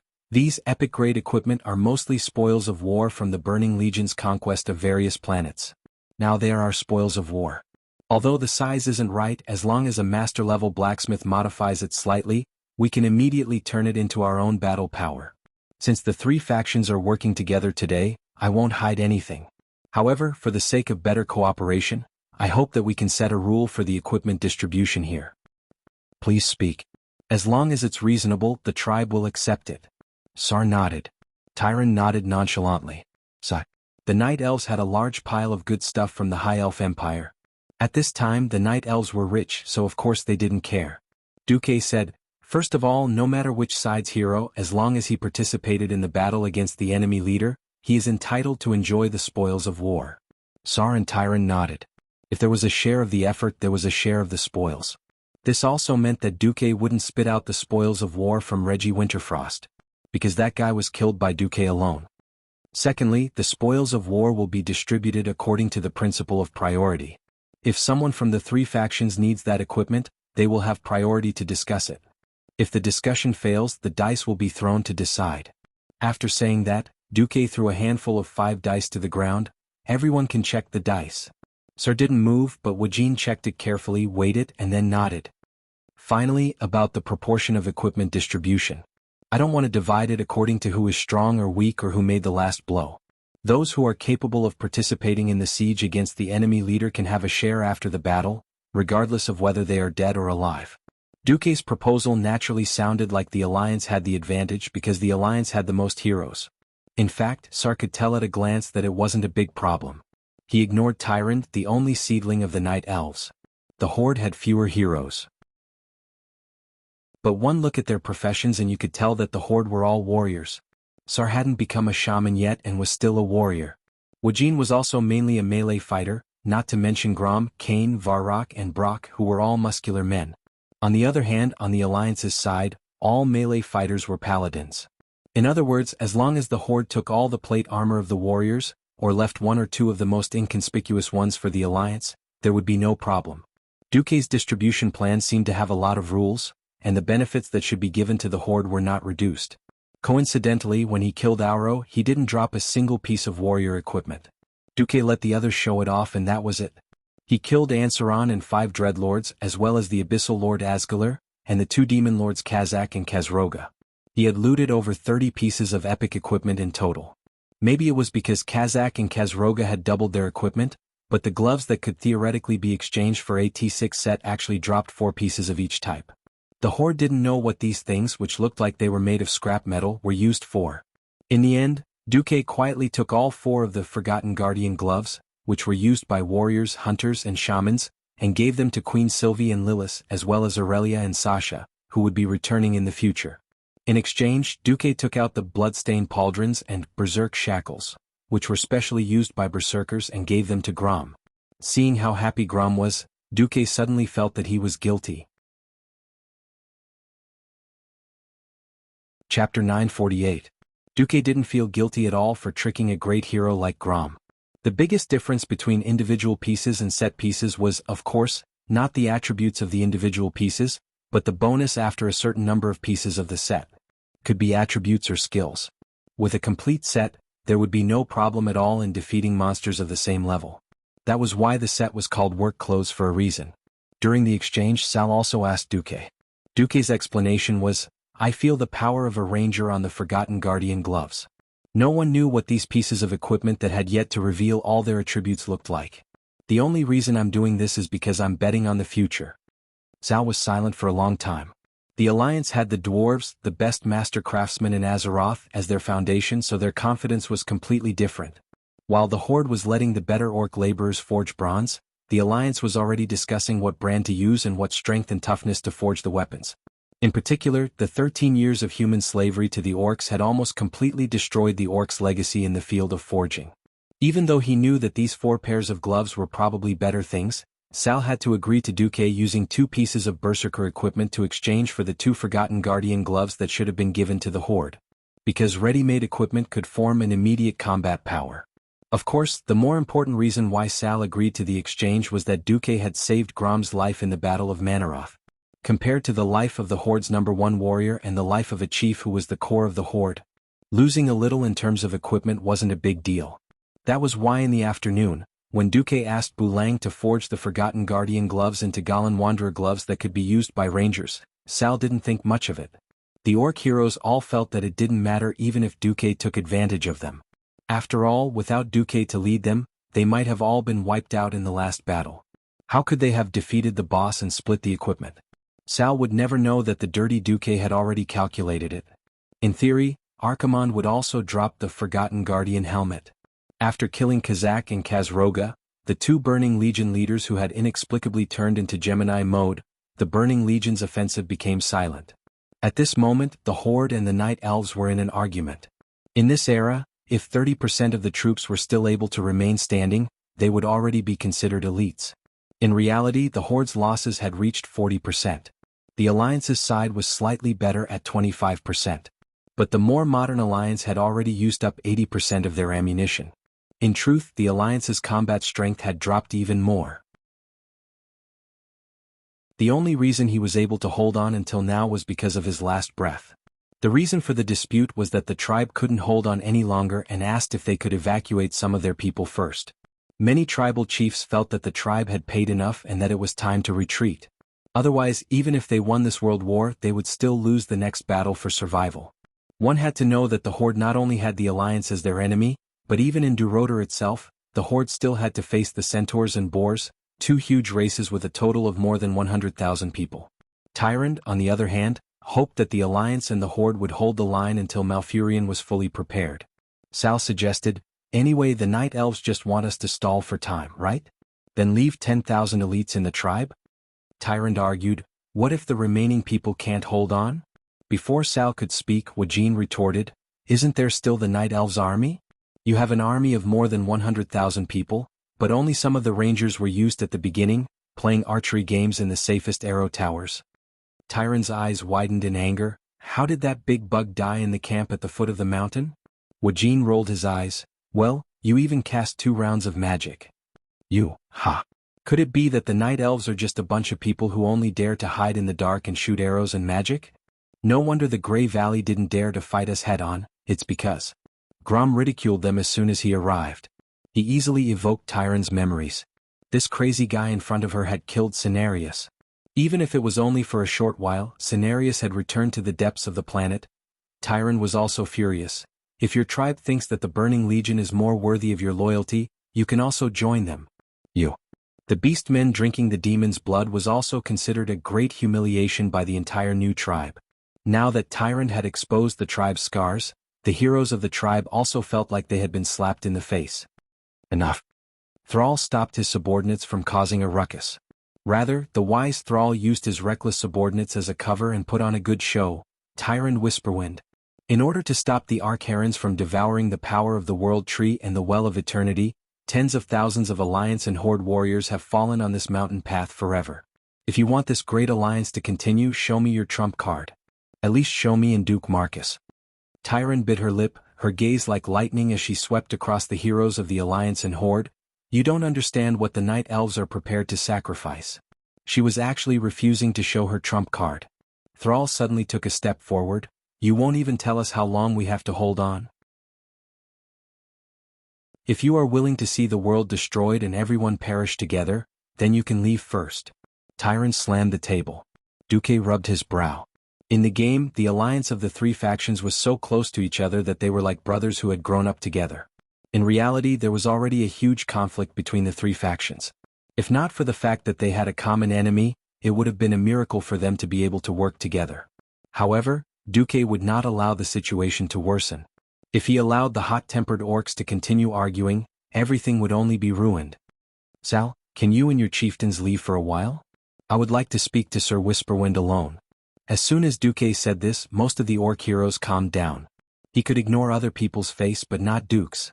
Grom, who had been saved by Duque, immediately changed the topic. All right, for your sake, I won't say anything. In the Horde, Grom's authority was second only to Thrall, and Thrall was happy to see Duque step out to smooth things over. Soon, only Duque and Tyrande were left in the large meeting room. Duque's words caused Tyrande's face to pale. I just want to ask, who among the Night Elves wants to blow up the Alliance, Horde, and Burning Legion all at once?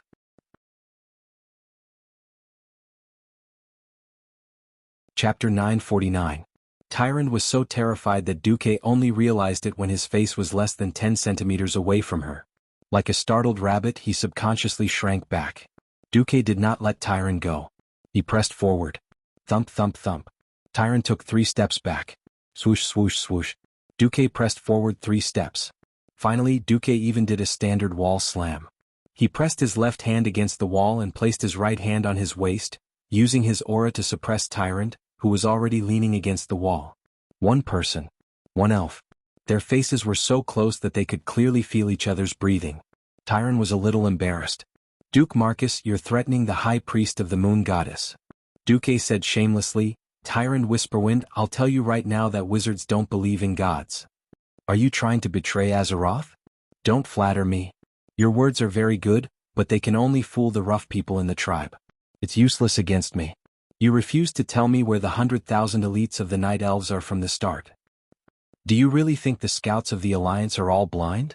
After the 3 races formed an alliance, you Night Elves used the excuse of evacuating civilians to evacuate most of the elves from Mount Hyjal.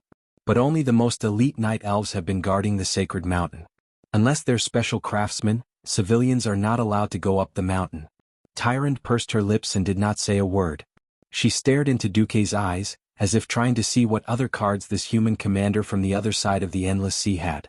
Duque did not care. He continued, let me guess. The Night Elves were originally prepared to follow the ancient oath from 9,000 years ago. They were prepared to sacrifice their entire race to protect the World Tree. However, the Beastman's performance in Grey Valley, as well as the alliance between the 3 factions, gave you new hope. How good would it be if you could use the tribe, your mortal enemy, to protect the World Tree and allow the Night Elves to continue reproducing? It would be even better if the tribe died with the Burning Legion. Tyrant swayed slightly. Even if she hid it very well, it was a pity that she couldn't hide it from Duque, whose body was almost touching hers. How do we do that? The Horde was not stupid. If they suffered too much, they would naturally retreat. After all, the orcs were not native to Azeroth. The only conclusion is that the Night Elves can do what they did to the Burning Legion in the ancient war 10,000 years ago. This time, Tyrant could no longer control herself. Her red lips opened and closed like a fish that had been dragged onto the shore. Don't talk nonsense without evidence. At this moment, Duque really wanted to say, do you really think I don't know about the super explosion of Mount Hyjal in the original history? It directly blew up Mount Hyjal to the point where not even a blade of grass could grow for 10 years. It was just that Duque had never thought that the Night Elves, who were originally very conservative and abiding by their oaths, and had made great sacrifices for the greater good in history, would actually play such tricks. Or did it go wrong? Or was there a huge deviation in history? Duque finally gave his answer after much thought. I also know that the reappearance of the High Elves has put a lot of pressure on you, right? But you had no choice but to accept the High Elves entering Mount Hyjal in order to save the world. In the historical battle of Mount Hyjal, there were no High Elves or Blood Elves. Janus Theramore soldiers would definitely not have any conflicts with the Night Elves.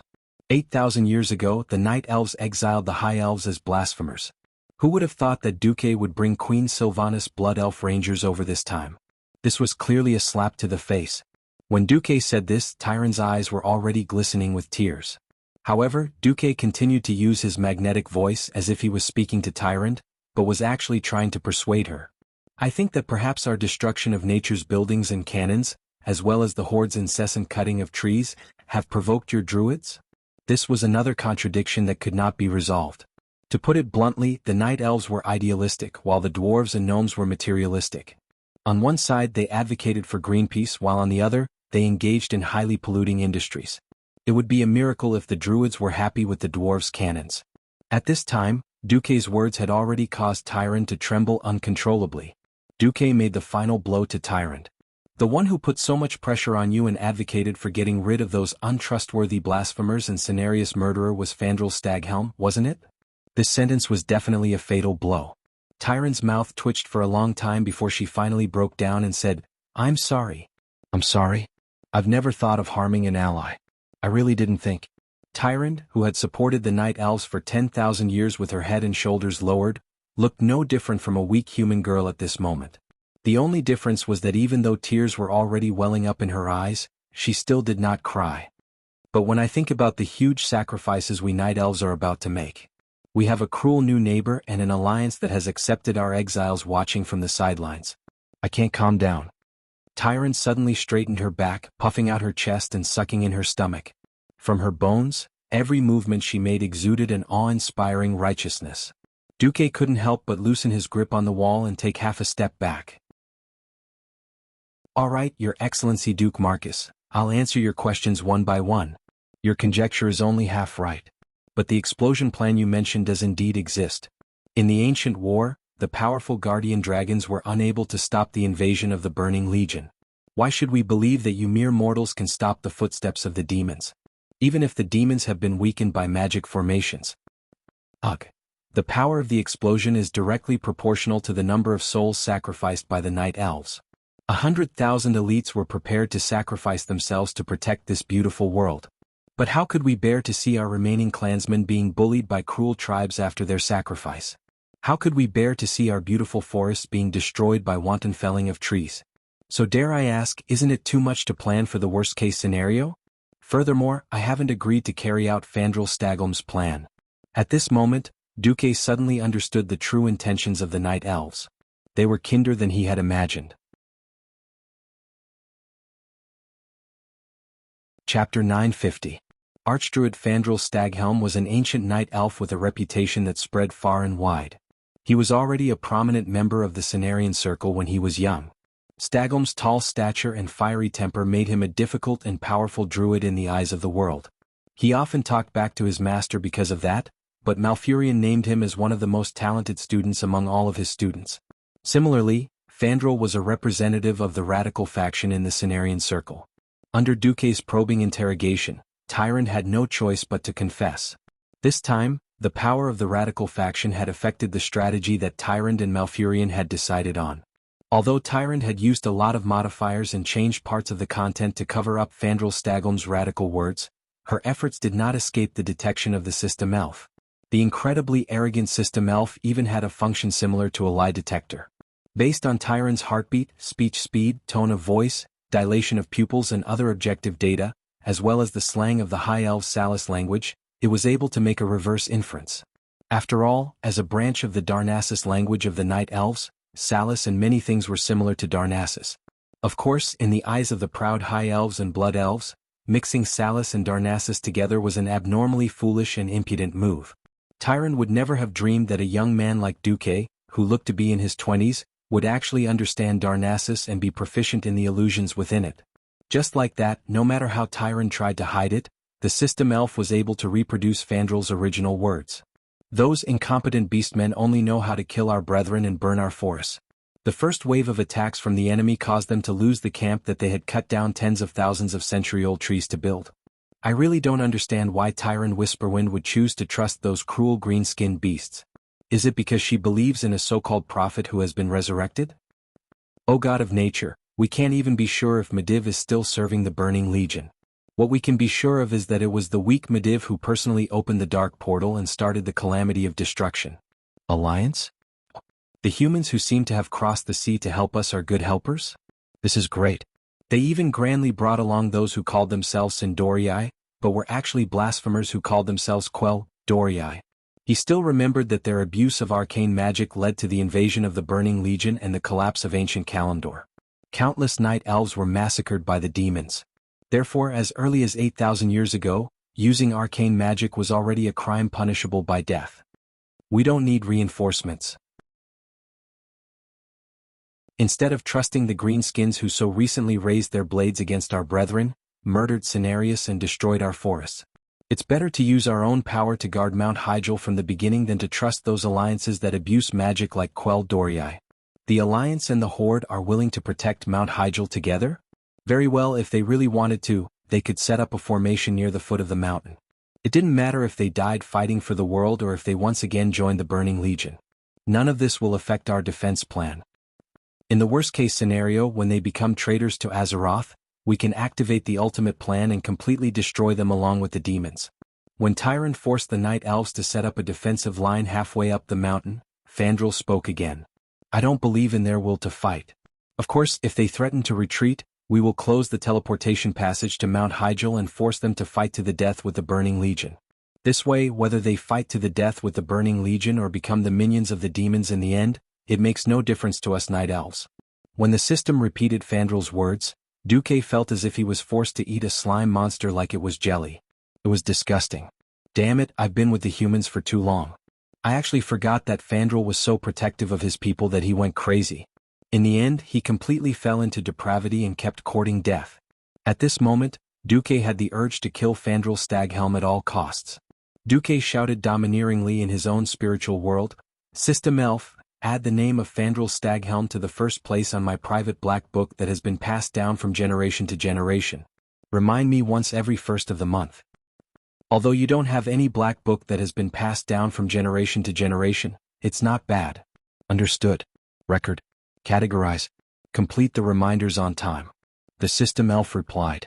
The only fortunate thing was that Tyron still had the final say among the Night Elves. Tyron took a deep breath. I apologize to the Alliance for the radicals among the Night Elves. But at the same time, I hope that the Alliance can forgive us. After all, any organization or force has their own principles and way of doing things as well as various worries. I'm glad that the Alliance has used your actions to prove your determination to protect this world. I only hope that after confessing, you can help me convince Thrall. As long as we hold on for one more day or even half a day, the Night Elves will be able to make all the preparations. Preparations? Yes. The main force of the Night Elves has never truly left Mount Hyjal. They only went to the northern side of the mountain. As long as the main force of the Burning Legion's invasion enters the mountain path, we can mobilize the main force that follows the Tree of War to cross the mountain that outsiders can't cross and block the Burning Legion's retreat from the back. We'll attack from both sides. Finally, we'll use the Tree of Life to destroy Archimonde and his subordinates. Tyron clenched her fists in excitement. However, Duque was dumbfounded. What the heck, they weren't going to use the entire mountain of Lesser Elves to self-destruct. In the next moment, Duque realized why this was the case. The World Tree was the lifeblood of the Night Elves. They would never do anything that might harm the World Tree until the very last moment. In fact, in the original history, after the Night Elves blew up the World Tree in Seamount, they lost the blessings of the dragons and were no longer immortal. They had always regretted it. The most obvious example was when Fandral planted the second World Tree, Nordrassil, in Darnassus. However, Duque had thought that the Night Elves were going to self-destruct all the Lesser Elves. In the end, the misunderstanding was huge. However, Duque remembered clearly that there was no such thing as detouring the army from the back in the original history. After killing the fourth boss, Kezroga, Tyron directly became a bystander. After giving the players a kill you 3,000 card parachute, she let the bitter players fight with Archimonde.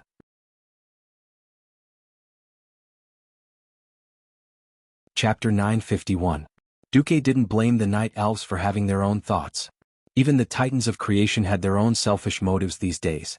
They would turn bad and fall. Look, didn't Sargeras learn bad things? Did he run out and start his own faction? With the intention of seeking common ground while reserving differences, Duke was very sincere in pulling the Night Elves, who were fated to be members of the Alliance, into the abyss of suffering that was the Alliance. Oh, it was a great united and loving family under Duke's control. Duque suddenly thought of something and immediately reminded Tyrande, No. Mortals are useless now. We've already eliminated all the leaders of the Burning Legion's invasion force, except for Archimonde. According to Archimonde's habits, he'll personally take action soon. In front of him, all those who haven't entered the realm of heroes or are below the Radiant Moon realm are meaningless. Tyrande seemed very shocked. From the look on her face, Duque knew that empiricism was the death of one. Tyrande was one of the few who had witnessed the ancient war. She had seen with her own eyes that even the powerful dragons had to suffer under the horde of demons that blotted out the skies. However, the Night Elves were too secluded. For 10,000 years, they had never thought that the Burning Legion would have a commander who liked to fight in close combat. The Burning Legion still had at least 200,000 demons. Why would he roll up his sleeves and fight? Tyrande instinctively didn't believe it. At this moment there was an urgent knock on the door. High Priestess, are you there? Tyrande immediately knew that it was her trusted aide, Melon's voice. Come in. As a high-ranked priestess of the Moon Lady Church, Melon was definitely one of the best in terms of appearance and martial arts. Melon practically rushed in. Even though she tried to control her emotions, her face and eyes were filled with anxiety and fear. Ignoring Duque's presence, or perhaps assuming that Duque did not understand the ancient language of Darnassus, Melon nodded at Duque and quickly walked to Tyronde's side. Our ambush team has been discovered. The main force of the Burning Legion attacked our forces, and we can confirm that Archimonde was personally involved. Lord Shimurian has activated his ultimate combat technique. Based on initial judgment, Arkharens is not injured. Tyron's face paled in an instant. She clenched her fists so tightly that her knuckles turned white from clenching her fists. She raised her beautiful face and revealed a cold smile. She spoke in the same Darnassus language but this time to Duque. Lord Marcus, your opinion is correct. The fighting power of mortals is meaningless. Melander jumped in fright. Didn't this mean that Duque had heard everything he had just said? Duque gracefully performed a Cador's ancient salute, his lips parting slightly. Vendel, Oeranis Hindu. He paused for a moment before adding, Anner and Dal Draken. This was actually a sentence made up of Salis phrases common to the Darnassus language. When put together, the meaning was, may the heavens have mercy on us and forget this failure. May we have the courage of a dragon to face new challenges. Duque's words were gentle and kind, filled with wisdom and determination to fight against evil.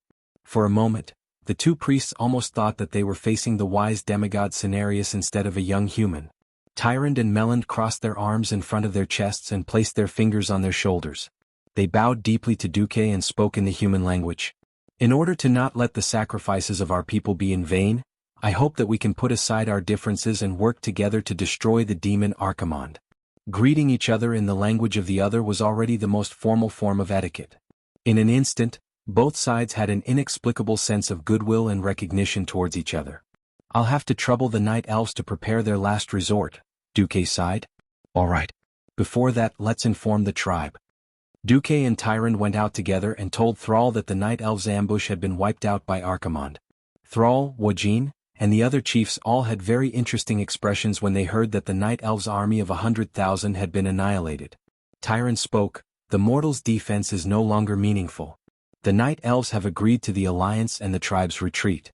However, if possible, we still hope that each side can send their strongest to support this battle that will decide the fate of the world. The tribe had a quiet discussion, and the final result was a pleasant surprise for Duke. Apart from Varrock, almost all of the tribe's strongest fighters had chosen to participate in the battle. Thrall, Grom, Kane, Wajin and Brock. Varrock, lead the army back to Orgrimmar. If I don't come back, you'll be the next chief of the tribe. As soon as Thrall gave the order, Varrock Salyafar cried on the spot, Chief, I never thought that I was made for the position. You have to come back. On the other side, Kane was also instructing his deputy, if I die, let Bane be the chief. The Alliance's side was even more so. The group of strong fighters who had come here were prepared to fight to the end. Those who should stay were all on the Eastern Kingdom's mainland. For example, at this point in time, Varian, who was not very strong yet, Abendis, who stayed behind to assist Queen Kalia, and Magni Bronzebeard did not come. Even the most unexpected situation for Duque had appeared. Jaina was actually instructing Aegwin, if I don't come back, go find Jaina Goldsword. I think she might have a child with my father. If not, he or she is the next king of Kul Tiras. If not, just make one up. Anyway, the legacy of Kul Tiras cannot be broken. Perhaps some people would ask, but Azeroth had been destroyed. What was the point of inheritance? This was related to another secret plan of the Alliance. Before Duque brought the large army to Mount Hyjal, he had announced that if they lost, he hoped that the remaining kings and leaders would lead all the survivors to open the Dark Portal again and find a way to find a new planet. At the very least, they could let the people take refuge in Draenor first. It was precisely because of this that the countries could send their strongest fighters to participate in the war without any scruples. The sun was setting. The army retreated from the portal like a tide. The tribe returned directly to Duroder. The Alliance soldiers teleported to Theramore. At this time, the strong fighters of the three sects had already gathered around Duque. Queen Sylvie smiled, Duque, did you foresee this outcome? If everything could be done with foresight, then the so-called life is just thousands of boring journeys dominated by fate. To put it bluntly, there are countless paths in fate and there is no absolute right or wrong. As long as it is my own choice, I will not regret it. Chapter 952. Half a day ago, at the foot of Mount Hyjal, the winner of a huge battle was decided. The ancient tree of life, Shimurian, as the oldest treant that had coexisted with the Night Elves for 10,000 years, it was undoubtedly very powerful.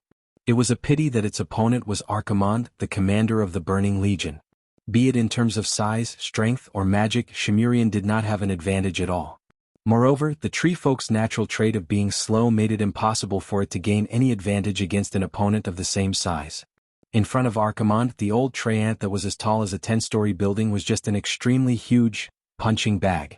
Ah, ah. Is this the killer move that you've been preparing for 10,000 years? Wait. Too weak. Being weak is a sin. The outcome of being weak is destruction. Facing Archimonde's maniacal laughter, the old tree ant shouted, "Every living being on this planet will resist the burning legion to the end. Resistance is useless. How would you know if you don't try?" The tree of life roared angrily. It moved its thick legs that were as tall as a 3-story house and began to launch its final charge at Archimonde. Not only the old tree ant, but all the remaining night elves in the vicinity launched their final charge at Archimonde. Ha ha ha. Archimonde pushed his left palm lightly as he laughed sinisterly. It was clearly just a seemingly meaningless press. However, the surrounding space seemed to have been subjected to an extremely heavy pressure. Everything in the field of vision was violently compressed into a large pancake. In the next second, the compressed space returned to its original shape like a spring. The terrifying impact that was so huge that it could cause mountains to collapse and the earth to crack suddenly exploded. Ultimate move, air explosion. The tall and slender bodies of the night elves were sent flying in all directions like grass being blown away by a strong wind. In fact, every one of them had already lost their lives in midair. They landed heavily hundreds of meters away, leaving only corpses that had lost their lives and souls. Thousands of ethereal soul fires that were like little sparks were forcefully gathered in Archimonde's huge palm. On that cruel face that was unique to Eridar demons, Archimonde's lips curled into a disdainful sneer. Soul. Punishment. Bright green, orange, rose red. Tens of thousands of night elf souls were instantly tainted and forced to fall. The infamy of Archimonde the Defiler was on full display at this moment. Then, 3 types of evil spiritual lights that exuded an indescribably disgusting feeling landed on the old Trent's huge body at the same time. 1 step. 2 steps. 3 steps. Even though the old ant tried his best to launch a final assault on Archaron's, but the tree bark that was once its skin had completely dried up in less than 3 breaths.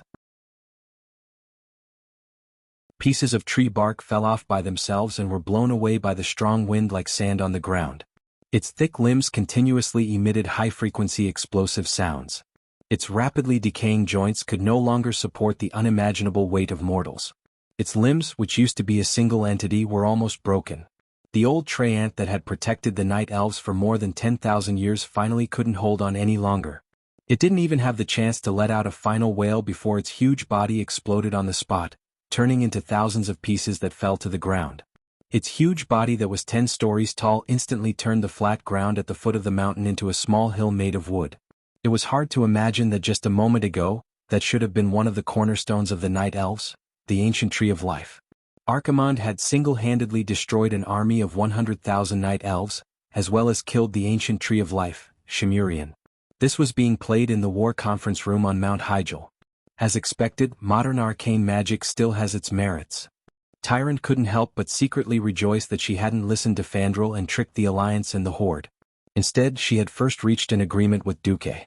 When this video that even the night elves couldn't get their hands on was played 3 times by Duque, Thrall realized that his right hand was trembling slightly. This had nothing to do with courage, but was purely the most objective and straightforward reaction of his body and soul. In fact, it wasn't just him.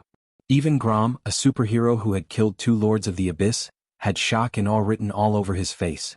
Everyone was probably asking themselves, do I really have a chance of winning against such a terrifying existence that only took an hour to destroy an army of 100,000? Think about it. Even the brave and fearless Horde hero had fallen silent, let alone the other powerhouses. But soon, the 2 heroes from the Horde and the Night Elves realized that the atmosphere wasn't right. On the Alliance's side they were shocked, but that was all. Most of the powerhouses of the Alliance didn't have the slightest bit of disappointment or fear on their faces. Instead they looked eager and excited. Following the line of sight of the powerhouses of the Alliance, the others suddenly realized that the focus of their gazes was on Duque. Queen Sylvanas sat by the window feeling the chilly wind blowing in from outside. She didn't seem to care about Archimonde's strength at all in the face of the great enemy. She leaned against the window with her left hand and placed her right hand on her waist. With a rather lazy voice she said, "Duque, don't scare them anymore. Just say what you've discovered." Mograine also smiled. I've learned to analyze the enemy's situation and predict the enemy's methods and movements for more than a decade, but I still feel that I'm far from you, Duque. Please speak, Duque. For the victory of Azeroth, Sar said in a low, muffled voice. Duque didn't argue any further. He directly extracted the most crucial frozen image of the magic mirror. Everyone please look at these images. These are the summary of Archimonde's combat power from when he descended on the Dalajan and half a day ago. I don't know if my summary is correct, but if you encounter similar situations in the upcoming battles, you might as well use my opinion as your first reference. First of all, this fire, I'll temporarily name it, Fire of Destruction. About every 30 seconds, Archimonde will create a fierce fireball. This fireball will move on its own and leave a wall of fire that is 2 to 3 yards wide where it moves. The wall of fire will disappear from the place where the fireball appeared after 27 seconds. I've calculated a total of 18 cases, and each time the flames will only last for 27 seconds. No more and no less. Then I'll name this Soul Charge. Duque seriously memorized Archimonde's strategy. He had to thank the strategy team back then for summarizing the old Archimonde skills in such detail. Before seeing any new skills, Duque directly copied the strategy. But in the eyes of the powerhouses of the 3 sects, Duque was a god.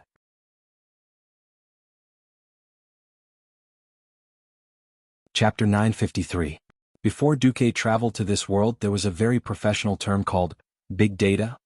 Whether it was Microsoft or 360 Antivirus, all companies in the internet industry like to collect user data, such as usage habits, how many times a user used the product in a week, when most users used the product, and how to improve it to give users a better experience. However, all big data was based on a large amount of basic data. Before Du traveled to this world, countries didn't even have military academies that specialized in training commanders. Learning to command? Apprenticeship. And this was the privilege of the knights and nobles. Basically, all the theoretical knowledge of the younger generation came from the personal guidance of the senior knights. After Duque came, he not only helped the dwarves and gnomes write a large number of scientific and technological development research manuals of this era, but also developed a series of training rules for officers. For example, he had to set the minimum discipline so that the Alliance could unify command gestures, horn sounds, transmission passwords, and so on. In the military aspect, the most prominent innovation was the battle analysis and sand table deduction. How to infer the opponent's ability, possible evolution direction, and possible hidden backups from the opponent's battle record. As a result, Duque first threw out more than a dozen screenshots of Archimonde using a certain skill to kill someone at random. From the starting gesture, to the glowing hand, to the magic effect, all of it was a screenshot, a dynamic slow-motion mirror image played repeatedly. In the beginning, Duque still used uncertain words such as may, should, and probably, to indicate that his speculation was not 100% correct. However, with the deepening of the brainwashing, even those in the tribe who rushed forward in a fight and relied on their instincts to face the big moves began to learn seriously and humbly, not to mention the Alliance heroes who originally trusted Duque. To be honest, if Archimonde was a boss that could be easily killed, he wouldn't have had to painstakingly pull the Horde onto his warship, and even painstakingly protect the most powerful Horde hero, Grom Hellscream. Every time a team member dies in battle with Archimonde, his soul will be captured by Archimonde. After Archimonde captures the soul, he will consume the soul after 5 to 10 seconds to use a powerful destructive spell. As for the specifics, I haven't come to a conclusion yet, but the battle must be built on a premise, and that is, we must do our best not to sacrifice anyone. Once someone dies, it will be easier to cause a collapse. Commander Du kept trying to brainwash them. He kept emphasizing all the important points. The only fortunate thing was that after he finished the brainwashing lesson, Archimonde, who was arrogant to the core, did not rush to Shangershan overnight. This gave the allied forces of the 3 sects an unimaginable breathing space. Just for this, Duque would wake up laughing even in his dreams. On the day of the decisive battle, Arkharans finally arrived. There was no need for any alarm bells or anything. His voice was so loud and clear that it sounded like 100 loudspeakers had been turned on. It actually traveled from the foot of the mountain to the top of the mountain. Tremble, mortals! Despair! Destruction has come. Resistance is futile. Your world will be burned to ashes. Your soul will be reset to 0 forever. Everything will be devoured. I am the end of everything. The loud declaration echoed through the sky. On the top of the mountain, almost every century-old tree let out the rustling sound of leaves. The wooden house creaked and groaned, as if the sound waves alone were already too much for the house to bear. Walking out of the house, looking at the falling leaves, there was a feeling that everything was dying and falling into destruction. From the top of Mount Hyjal, it was impossible to directly see the foot of the mountain, but this did not prevent the heroes from seeing where Arkharans was through the red sky in the distance. Different from the blue sky and white clouds between the foothills of Mount Hyjal, Arkharans was definitely a superhero who had his own background image and background music. Above his head, there were rolling violent red clouds. That kind of mud-like chaos, coupled with the dull sound that sounded like thunder. Everyone would feel fear, the only difference was whether it was more or less. Standing at a place where they could see the mountainside, Duque and Jaina stood side by side. In front of this super boss who seemed to move slowly, but could actually move more than 50 meters with a single step, Queen Sylvanas, who was an agile type of hero, became slow and unsuitable for scouting. Duque Arkharan's body? Yes. This guy has grown taller again. Duque also had a bitter taste in his mouth. He also could not understand why a demon could grow taller after having more power. This guy was already tall enough. With a height of nearly 100 meters, any titan was just a dwarf in front of him. Alright, after this guy went to the foot of the mountain to play a round of massacre, he had grown to a height of 50 stories when he came back. The power of darkness on his body was so violent and vast. Just the aftermath that flowed out caused the entire mountain path and even the cliffs within a radius of nearly 1,000 meters to wither. The grass instantly withered. The trees decayed in the blink of an eye. Even the black soil that contained more moisture instantly dried up and turned yellow, turning an ominous brownish red. This was very similar to the cursed land near the Door of Darkness. The nearly 20-meter-tall city wall near the mountainside had once caused countless demons to suffer on the spot, but now it was like a toy. With a light kick, Arkharan sent the entire wall flying. Thanks to the astonishing craftsmanship of the dwarven craftsmen and the stronger steel structure, after Arkharan's kicked the concrete attached to the steel bar support net did not explode immediately. Instead, it wrapped around Arkharan's feet like silk threads. Just as Duque was wondering if he could use the steel bar to trip the horse, fire of destruction came. The flames that appeared out of thin air under Arkharan's feet easily melted the 100-meter-long steel bar net into molten iron in less than a second. Duque and Jaina were tongue-tied. Tyrant had appeared beside Duque at some point in time. She was riding on one of her signature white tigers. The usually majestic white tiger actually let out a timid roar when it saw the gigantic Ak. Duque, you were right. A mortal army can only ruin things in front of such an existence.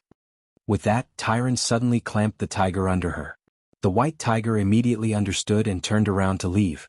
Who would have thought that Thrall would come again, riding a giant black wolf that was not much smaller than a water buffalo? Duque, thank you. At least you didn't let the good men of the tribe die in vain.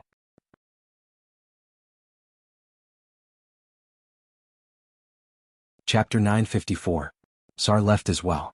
Just as Duque was about to teleport away, Jaina grabbed Duque's hand. Her soft palm was trembling and there was a faint moisture on it. It was sweat. Duque, will we win? Can mortals really win against such an opponent? Will I really be able to take revenge one day? Facing such an enemy, as long as one was not a lunatic, it was inevitable to feel fear. Looking at Jaina's beautiful eyes, Duque smiled. Yes, he definitely will. And it will happen today. Duque was so certain and his words were so passionate. That almost unreasonable confidence filled Jaina's heart. Hundreds of meters away, Queen Sylvanas, who was holding a bow and arrow, suddenly saw the two figures beside her suddenly overlap and then instantly separate. Queen Sylvanas spat fiercely. Bastard! If I survive today, I will definitely teach you a lesson. The earth-shaking footsteps were getting closer. Even closer. The closer they got, the more shocking the feeling of the earth shaking and mountains shaking became. The mortal army had all retreated. If Archimonde summoned ordinary demons, they would naturally attack again. If Archimonde was alone, then this would be a stage that belonged only to the strong. Finally, Archimonde's enormous body appeared at the peak of Mount Hyjal, on the stage chosen by the three factions. In front of the 50-story boss, mortals were as insignificant as ants. I thought that the so-called brave warriors who were fighting against the Burning Legion had all run away in fear. What, your so-called army of hundreds of thousands is only left with these few people? Archimonde's maniacal laughter reverberated throughout the entire basin-shaped mountain peak. Even though he was speaking in the Eridar language, Archimonde's words pierced through everyone's minds and into their minds. If mortals were here, they would probably have had a mental breakdown and died. Tyrande was dressed in bright silver armor and rode a white tiger. She walked out of the crowd and shouted in a clear and sonorous voice, "Archimonde, we will destroy you here and today." A playful expression appeared on Archimonde's mountain-like face. He stretched out a huge finger and hooked it. "What other tricks do you have? Come on, I'll take them all." Next to him, Malfurion shouted, "Accept the punishment of justice." Archimonde the Defiler. The next moment, Archerons was suddenly surrounded. Amidst the green fog that had appeared out of nowhere, four towering figures that were almost as large as the Archerons appeared. Upon closer inspection, one would realize that these four mountainous figures were the Ancient Tree of War, the Ancient Tree of Wisdom, and the Ancient Tree of Wind. Treants were a special race that lived in symbiosis with the Night Elves. They had a special and lofty status in the world of the Night Elves. Before this, Malfurion claimed that he could definitely weaken Archimonde. Now Duque finally understood how he could do it. This was the power of the Emerald Dream. He could summon the ancient trees that had been dead for many years in the real world and lived eternally in the Emerald Dream. He could use the power of the dream to suppress Archimonde to the greatest extent. Obviously, Malfurion and the Treants had succeeded. Countless green spots of light of various sizes emerged from the illusions and directly invaded Archimonde's body. In his field of vision, Archimonde's body, which seemed to be boundless, was shrinking rapidly. It was a very strange scene, as if an iceberg was melting 70 to 80% in a few seconds. After a while, Archimonde's body finally stabilized. The four phantoms of the ancient trees seemed to be trying to suppress Archimonde's power, but no matter how they waved their arms to activate the power from the Emerald Dream, Archimonde's height was still fixed at 15 meters. Although the fifth floor was still very high, at least he could see everything in his field of vision. It was completely different from the 50th floor where he could barely see the top. Huff, huff, huff, Archimonde panted. There was no fear on his face at all. Instead, there was an expression of eagerness. As the vanguard of the Burning Legion and the self-proclaimed god of war, Archimonde had never been afraid of the enemy's traps. All he cared about was whether his opponents were strong enough, or whether they could bring him greater pleasure in killing and destroying. He was not surprised that the ants of Azeroth could weaken him to this extent. Instead, he was delighted. Ants, do you think you can defeat me just because you've weakened me? Not enough. It's still not enough. Do you have more surprises for me? The tentacle-like beard on Axe's chin wriggled nimbly, causing the heroines who loved beauty to frown.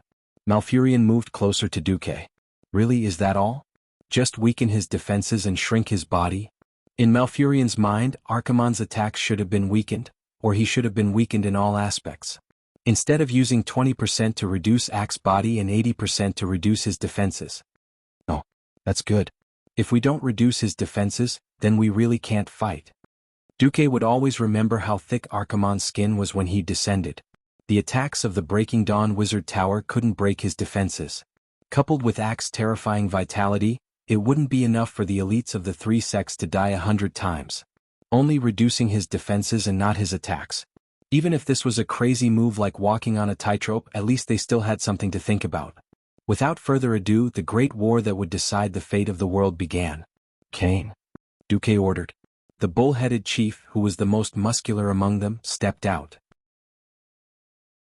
No one would have thought that there would be such a wonderful mockery in this world. Kane's rough bull face was filled with a rich expression of disdain. It was one thing for him to look down on the boss of the Burning Legion. He even did something exaggerated. He pointed at Archimonde with his thick finger and then at the Nightmare's panther's poop on the ground. There was a dung beetle on top of the poop, making a ball out of it. The old bull stepped on it with his hoof. Pah! The pitiful dung beetle and the poop were crushed into a ball. Duque couldn't understand the old bull's mockery. Was he saying that Archimonde was a pile of poop? Or was he a demon who only knew how to play with poop? Was the dung beetle his true form? Alright, who cares what the hell this is? In any case, Ak was furious. He roared and charged at the old bull who had raised the interstellar hand gesture. Yes, he retracted his left and right fingers, leaving only the middle finger.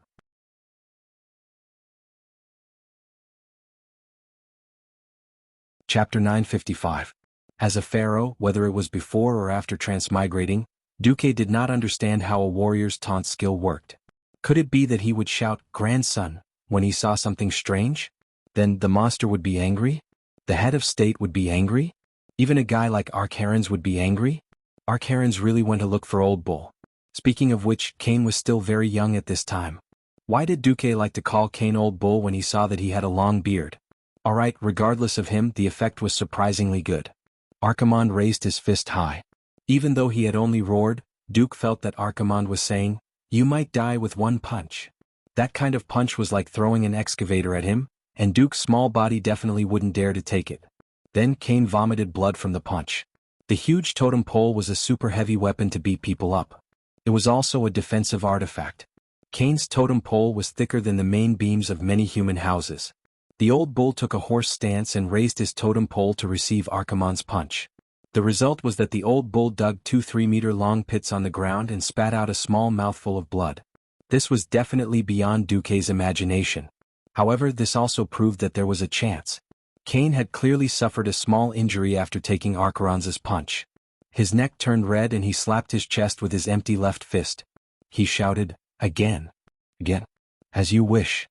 This time, Archaron took a deep breath and retracted his long right arm. Then he punched out like a thunderclap. The momentum of this punch was definitely full marks.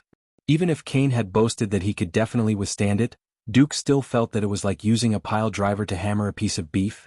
The cow's head that was hammered with a small hammer would be softer and more chewy or something. Fortunately, Brother Bull was not a simple warrior. A roar of, "Ha!" seemed to be announcing to the world how ferocious the Taurens who were born in the arms of Mother Earth were.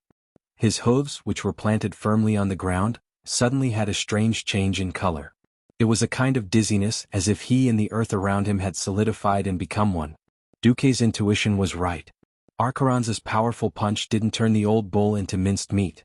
Instead, it caused the ground within a radius of 300 meters to sink.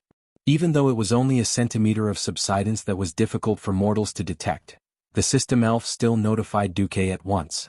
Duque couldn't help but praise Old Cow in his heart. Of course, battles in real life weren't as brainless as in the game, where the boss would only beat up the guy with the strongest defense. In a group attack, Duque preferred to call it a diversion. The second person to rush forward was Mograine. The Ashbringer, which was as big as a door, slashed down without any fancy moves. The long light that was as bright as the falling stars sank into Archimonde's calf. Even with axe-thick skin and flesh, he felt a wave of pain. Who is this guy? With this small question in mind, Archaron bent over and swept his strong forearm, which was nearly 4 meters long, across the ground. Crack! Accompanied by a deafening sound, the thick ground was like a large piece of ice cream being scooped out by a spoon under the demon commander's extraordinary strength. A large piece of mud that could be used as a single room was blasted away. The aftershock of the impact swept out, and the entire cobblestone path not far away was flattened. The shockwave hit a wooden house of the night elves in the distance. At that moment, the entire house seemed to let out a painful sound.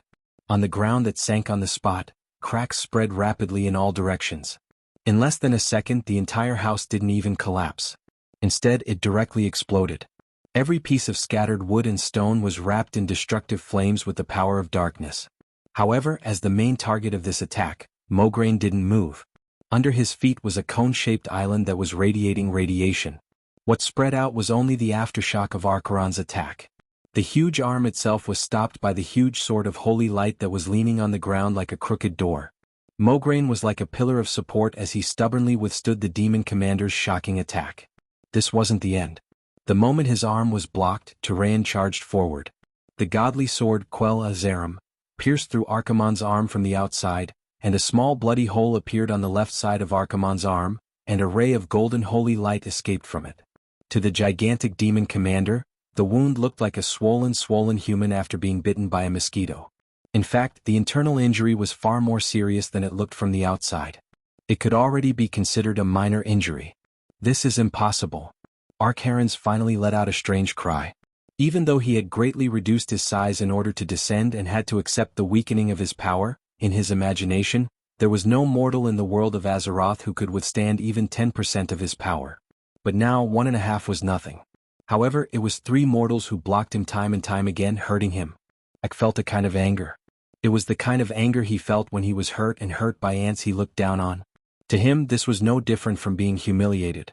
In the next second, someone really did slap his face. For some reason, Orgrim was obsessed with throwing hammers. The hammer of destruction, which was bigger than a human head, was not even comparable to a toy in front of Archaron's. However, it was this hammer that drew a beautiful line of fire in the air. Just as Turayan stabbed Ak, the hammer directly hit Archaron's left eyelid. Originally, with Archaron's extremely abnormal defense, it would have probably bounced off. After using the power of the Emerald Dream to weaken his defense, the effect was surprisingly good. Archaron's eye socket was slightly swollen, but it wasn't too serious.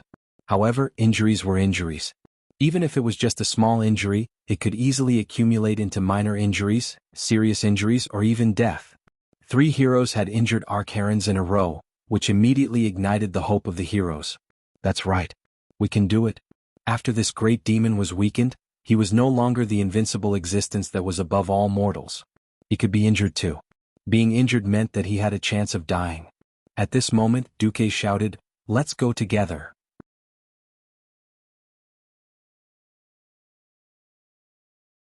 Chapter 956. If there was a chance, Duque wouldn't mind finding 24 demigod-level players who couldn't be killed and could resurrect infinitely to kill Archimonde. Wasn't it just a pain in the ass grinding? If their equipment was strong enough and their intelligence wasn't lacking, they could always be killed. Unfortunately, it seemed that Duque was the only one in this world who could resurrect and not change his race. In this Hell Mode instance dungeon that could only be played once, what Duque could do was to get the strongest helpers to kill the boss. With just a glance, Duque's heart was filled with boundless pride. A bunch of fierce people. They weren't heroes, they were fierce people who were destined to enter the instance dungeon and become bosses. Now they're all Duque's underlings. Well, they're not even members. The main members had to beg their grandfathers and grandmothers and pray that their families weren't messed up so they didn't need to open a taobao shop at night, or feed their children, or the dormitory's electricity would be cut off at 11 o'clock. It wasn't easy to pull these historically famous guys into the team. As long as they joined, they would definitely do their best to be good fighters. In the original history, only Tyrant, Jaina, and Thrall would participate in this super battle, but Du upgraded it to a super battle where the elites of the 3 factions gathered. It wasn't an exaggeration to say that if any of the members here died, it would definitely cause the fate of the team to collapse. On the other hand, they were definitely the best. The only fly in the ointment was that there were fewer healers and more warriors. Including Bishop Benedettas of Stormwind City, whom Duque had decided to transfer at the last minute, there were only 3 healers. It was bad enough that the leader of the Blood Elf Paladins, Riadaline, was forced to be a healer. For the sake of the overall situation, the Cenarian Circle's great druid Malfurion had to run over to provide support. Originally, Duque was more worried about the orc heroes. After all, Grom, Thrall, and Brock were all used to fighting head-on. Who would have thought that all 3 orcs would have a talent for dealing with giant creatures? Needless to say, the older generation of orcs who mingled in Draenor in the early years, Lord Howl was a Goron killer. The 10-meter-tall Goron was never a pushover. Brock was also a hunter of large prey. What surprised Duque the most was Sal. He was 2.5 meters tall, but his movements were extremely agile. He was proficient in dodging, turning, rolling, and crawling. One had to know that even though Archimonde had shrunk, he was still as tall as a 5-story building. A simple wave of his hand, a kick, and a fire of destruction would cause buildings of all sizes to crumble under his attack. Less than a minute after the battle started, the aftermath of the battle had already bulldozed half of the Night Elves' town. The Night Elves had built more than 100 buildings around the World Tree on the summit of Mount Hyjal. What was rare was that even in the face of Archimonde's crazy attack, even in the complex terrain where even Duque himself could not stand firm, Thrall and the other warriors were still able to attack Archimonde without losing their composure. Or cut off his toes or cut off his sinking arms or body. Every time the giant axe flew or the flaming hammer smashed, it would definitely bring new wounds to Archimonde. Archimonde was not a fool. When he found that his heavy movements could not catch the warriors jumping around his feet, he first set his eyes on a few healers. Unfortunately, he had found the wrong target. To chase after Malfurion, the great druid first turned into a night saber and fled agilely. With magic, he immediately turned into a mountain eagle and flew away. At the very least, he could turn into a black bear and use the bear skin that had been strengthened by countless natural magic to resist Archimonde's attacks like an old bull. Fighting Riadaline. It was not easy for a paladin to die. In addition, Riadaline was standing closer to Mograine and Turalion, so she had to be strongly blocked before she could hit anyone. It would have been the easiest to deal with Benedettas, but unfortunately, Archimonde was almost mad. because he saw that there were a few inconspicuous hands of magic around the Bishop of Holy Light. At the critical moment they pulled the only priest out of the danger zone. Interesting. Archimonde gritted his teeth and pressed the 5 fingers of his right hand in the air. The attack was coming. Air blast. The entire team in the south was blasted into the sky by the huge shock wave that could be called an air cannon. This long-range attack team consisted of Duque, Queen Sylph, Jaina, Solarian, and Bulang Bronzebeard. It was fine if they were suddenly blasted into the air by the air blast. Amidst the chaotic female screams, the 5 of them were able to slowly descend from the sky with the help of the slow fall spell, or the goddess tear, that Tyron provided as a parachute. They did not fall to their deaths. But in the next moment, the few of them watched in despair as a huge shadow came crashing down on them. Having gotten rid of the other heroes, Archimonde pounced over. The moment he came up he gave them a big slap. What did it feel like to be slapped by a huge palm that was at least 2 meters long when opened up? Frankly speaking, it looked like a tsunami. The wide green demonic hand created a sharp sound as it slapped over, like the shrill wail of a banshee.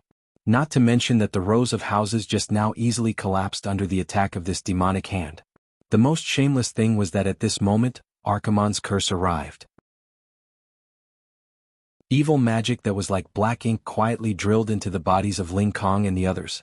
The pain caused by the explosion of dark magic greatly affected the movements of the 5 of them. In the air, the 3 mages still had a way to save their lives.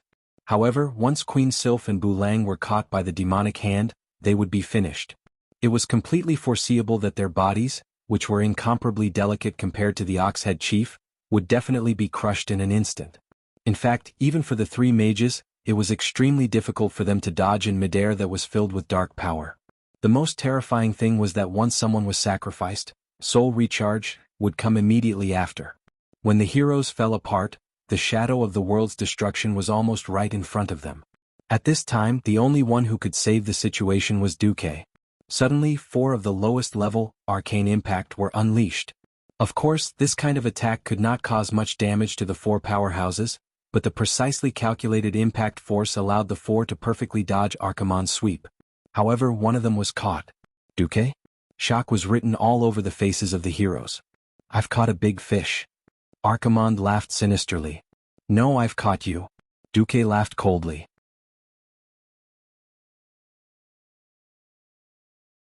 Chapter 957. Duque's voice was very soft.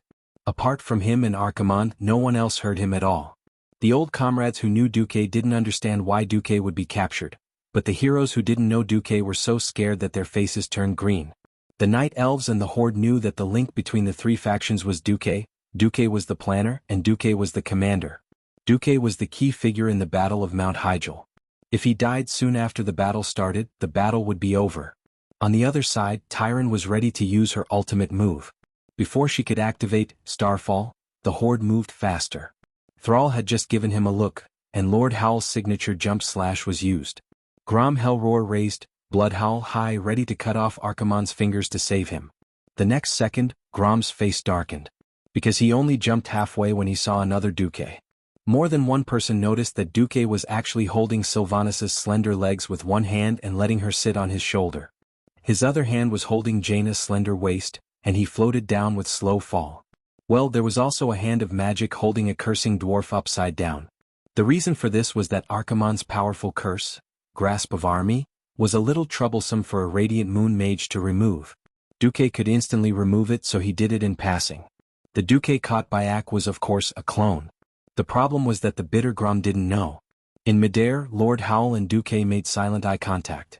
First, a pair of crimson eyes the size of a bull stared at Duque. That's your phantom clone? Why didn't you say so earlier? Duque returned an innocent look. You didn't ask. Grom's eyes widened even more bitterly. Damn it. I was thinking of repaying you for saving my life. I jumped for nothing. Oh no, I'm jumping. With such a big mistake, I would die in minutes against this kind of person. Duke rolled his eyes. Done. He doesn't have time to deal with you. Lord Roar immediately knew why. Ah! Archimonde's sudden scream almost broke everyone's eardrums. Everyone could hear the fury in the demon commander's scream, because a golden holy light was bursting out from his clenched right hand. At first, it only leaked through the gaps between the fingers, but in less than a tenth of a second, it concentrated on the knuckle of the middle finger closest to the palm. Time seemed to freeze in the next second. The huge cyan middle finger that was thicker than a bucket was perfectly cut off. The incision perfectly followed the shape of the joint. Strictly speaking, only the muscles and skin were cut off. But a severed finger was a severed finger. 10 fingers are connected to the heart. The saying is not nonsense. That kind of heart-wrenching pain made Archimonde go crazy. Wah! Accompanied by the roar, the surrounding space began to tremble. The terrifying aura that flowed out from the demon commander actually caused the entire ground to shake. Even the wooden pillars of the houses that had yet to collapse 1,000 meters away creaked and swayed, causing sawdust and dust to fall. At the same time, a terrifying pressure that made people shudder spread out in all directions. This was not a simple pressure. The reason why Archimonde was known as the Burning Dusk, the creator of Purgatory, and the Defiler was not without reason. At this moment, many terrifying illusions involuntarily appeared in the minds of every hero who besieged Archimonde. These were not illusions that were fabricated out of thin air. All the illusions came from the worlds that Archimonde conquered and destroyed. They came from the residual pain of every victim at the last moment of their lives.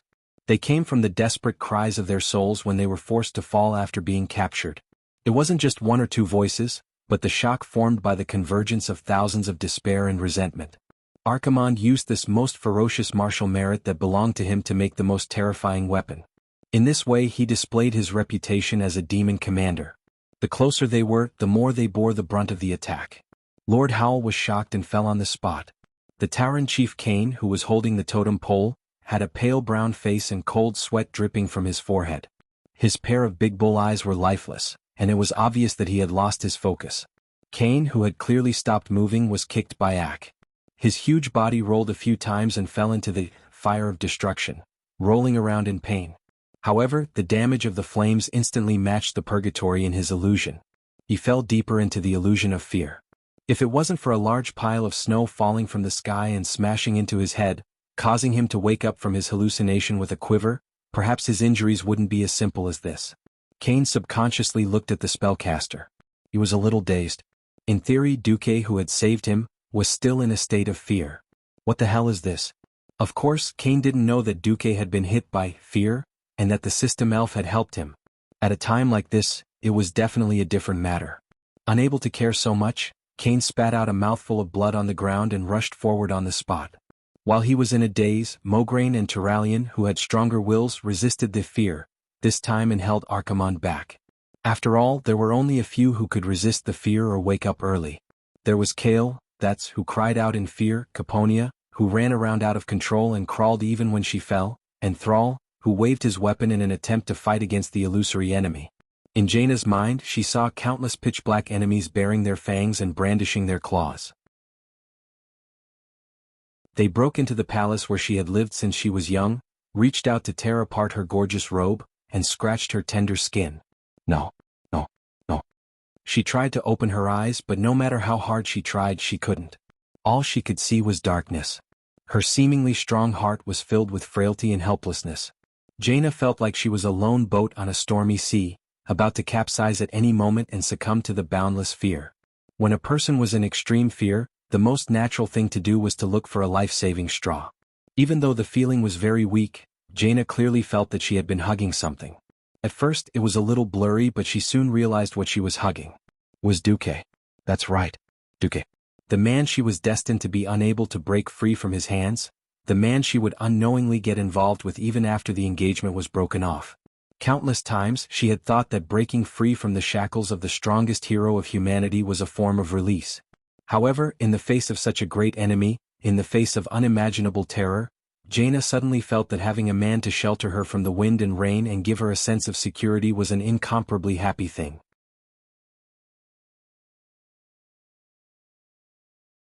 Chapter 958. The feeling became clearer and clearer. The demonic claws around her still made her tremble with fear, but the warmth from her left and the beating of her heart clearly told her that it was Jaina. The person who can protect you is right beside you. The throbbing in her heart grew more and more excited. It was the impact of breaking through the restraints of fear and nightmares, breaking free from all oppression. This was the final and most perfect redemption in the apocalypse. Filled with immeasurable excitement, Jaina finally lifted her long curly eyelashes and opened her eyes. Duque? Two completely different voices called out the same name. Two faces with different styles were filled with the same excitement. It was a pity that the first thing they saw was not the young and handsome face they imagined, but each other as enemies. That's right. Unbeknownst to them, Duque had already changed his posture and was now hugging Queen Sylvanas' waist. As a result, the first thing the two queens saw when they opened their eyes was not Duque, but their rival in love. Very, very much. They snorted and vented the anger in their hearts, but when they saw Duque's dog eyes looking here and there, they did not know whether to look at Sylvanas on the left or Jaina on the right. The two queens burst into laughter at the same time. Still fighting over this at a time like this. The two competitive and smart women read the words in each other's eyes at the same time. It was a temporary truce and worked together to get rid of Arcarans. Seeing that they were falling from the sky and about to hit the ground, the two queens, Queen Sylvanas and Jaina, pushed away lightly at lightning speed and pulled away from Duque in order to prevent the three of them from becoming a target. Only Duque was left. He did not understand why the two of them were angry first and then laughing. Duque could not be bothered with these personal matters for now. Arcaron's widespread fear caused many powerhouses to rush into the River of Flames in a state of fear. Other than Cain, Lilith, Caponia, Brock, and even Tyrande were affected. How could the destructive flame from the Burning Legion's Big Three be so easy to deal with? Even though Duque had gathered a large amount of frost elements and extinguished the flames on their bodies with a high concentration of frost aura, everyone still had large areas of burns on their bodies. Without any hesitation, Malfurion launched his ultimate move. He opened his arms, palms and face to the sky and chanted. An overflowing feeling of spring instantly filled the entire space within a radius of 1,000 meters. The sky was full of twinkling stars, and the dazzling brilliance flickered ceaselessly along with the growth of all living things. Every injured expert felt a vigorous life force growing endlessly in their bodies. Lilith looked at her burned left arm in disbelief. After a sudden itch, the entire scab fell off, revealing new tender skin. Although Tyrande had expected this outcome, she still watched with satisfaction as her charred calf returned to its original state. She wasn't the only one. The white tiger beneath her shook off its burnt fur as it ran, and a large clump of fresher white fur grew out. That's right. This was the druid's ultimate move, Tranquility. When used by a druid like Malfurion, he would definitely be able to pull you back from the brink of death even if you were on the brink of death. You would be able to jump around in no time. Well done. Thanks. Impressive. They spoke in different languages but conveyed the same meaning. Although he was a little exhausted after using his ultimate move, Malfurion still smiled. However, the wiser experts such as Duque, Wajin, and Thrall all felt gloomy. No one knew when the next mass fear and destructive flame would come. If it came again with the curse of Army's Grasp, or Air Explosion, even the thickest of champions would be in danger. Obviously, Malfurion's ultimate move could not be used at any time. In order to recover, he had already started to use Rejuvenation and other small moves. On the other hand, Archimonde, who had lost his middle finger, was a little angry. Although as a powerful demon, his broken finger could be regenerated, the strength of his body was always inversely proportional to the difficulty of regeneration. Even for him, it would take a lot of effort to regrow his middle finger. Moreover, the effect of the combo just now was far from satisfactory. The commander of the Burning Legion probably did not expect that there would be a team that could survive under his terrifying combo. In his heart, he could not help but raise the level of Duque and the others from the level of ants to the level of beasts. The agile champions below annoyed Archimonde, so he picked the Tauren chief who was the only one who was willing to face him head-on. He roared, and his voice was like thunder from the 9 heavens. Filthy beast, kneel. A giant hoof stomped on Cain's head. The huge difference in size was often accompanied by an absolute difference in weight. In a head-on confrontation, this was the difference between heaven and earth. The weight that mortals could not bear was on Cain's head. Although he gritted his teeth and held the totem pole high, the heavy pressure like a falling mountain still made his body short, and his knees could not help but slowly bend. In order to not let the troublesome fellow stop him, Archimonde directly used Air Explosion on his feet. The first to be blown away were the orc heroes. Then it was the humans. Even though Mograine and Turalyon had stabbed their holy swords into the ground to prevent themselves from being blown away, the 2 holy knights were still blown away when the ground was shattered. Although it was not far, it was a fatal gap. Seeing that no one could come close, Archimonde sinisterly released Fire of Destruction under his feet again.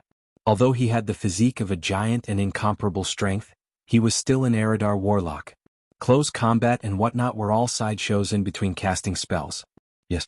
He wanted to burn the only person who dared to face him head-on, Old Bull, to death in front of this group of rebels. He finally understood that as long as the annoying Cain was no longer at the front, the others would not be able to withstand his strength. The rest of the people couldn't withstand his strength at all. He could chase them around like ducks and finally kill them one by one. Just as a ferocious expression appeared on his face and he was ready to quietly wait for the screams to come from under his feet, the fire under his feet was suddenly blown away. The next moment he felt a sharp pain from his feet. He saw that a large chunk of his right toe had flown out of his right hoof. A voice that he deeply hated sounded again. "You bastard, I will make it so that you will never be able to step on anyone again."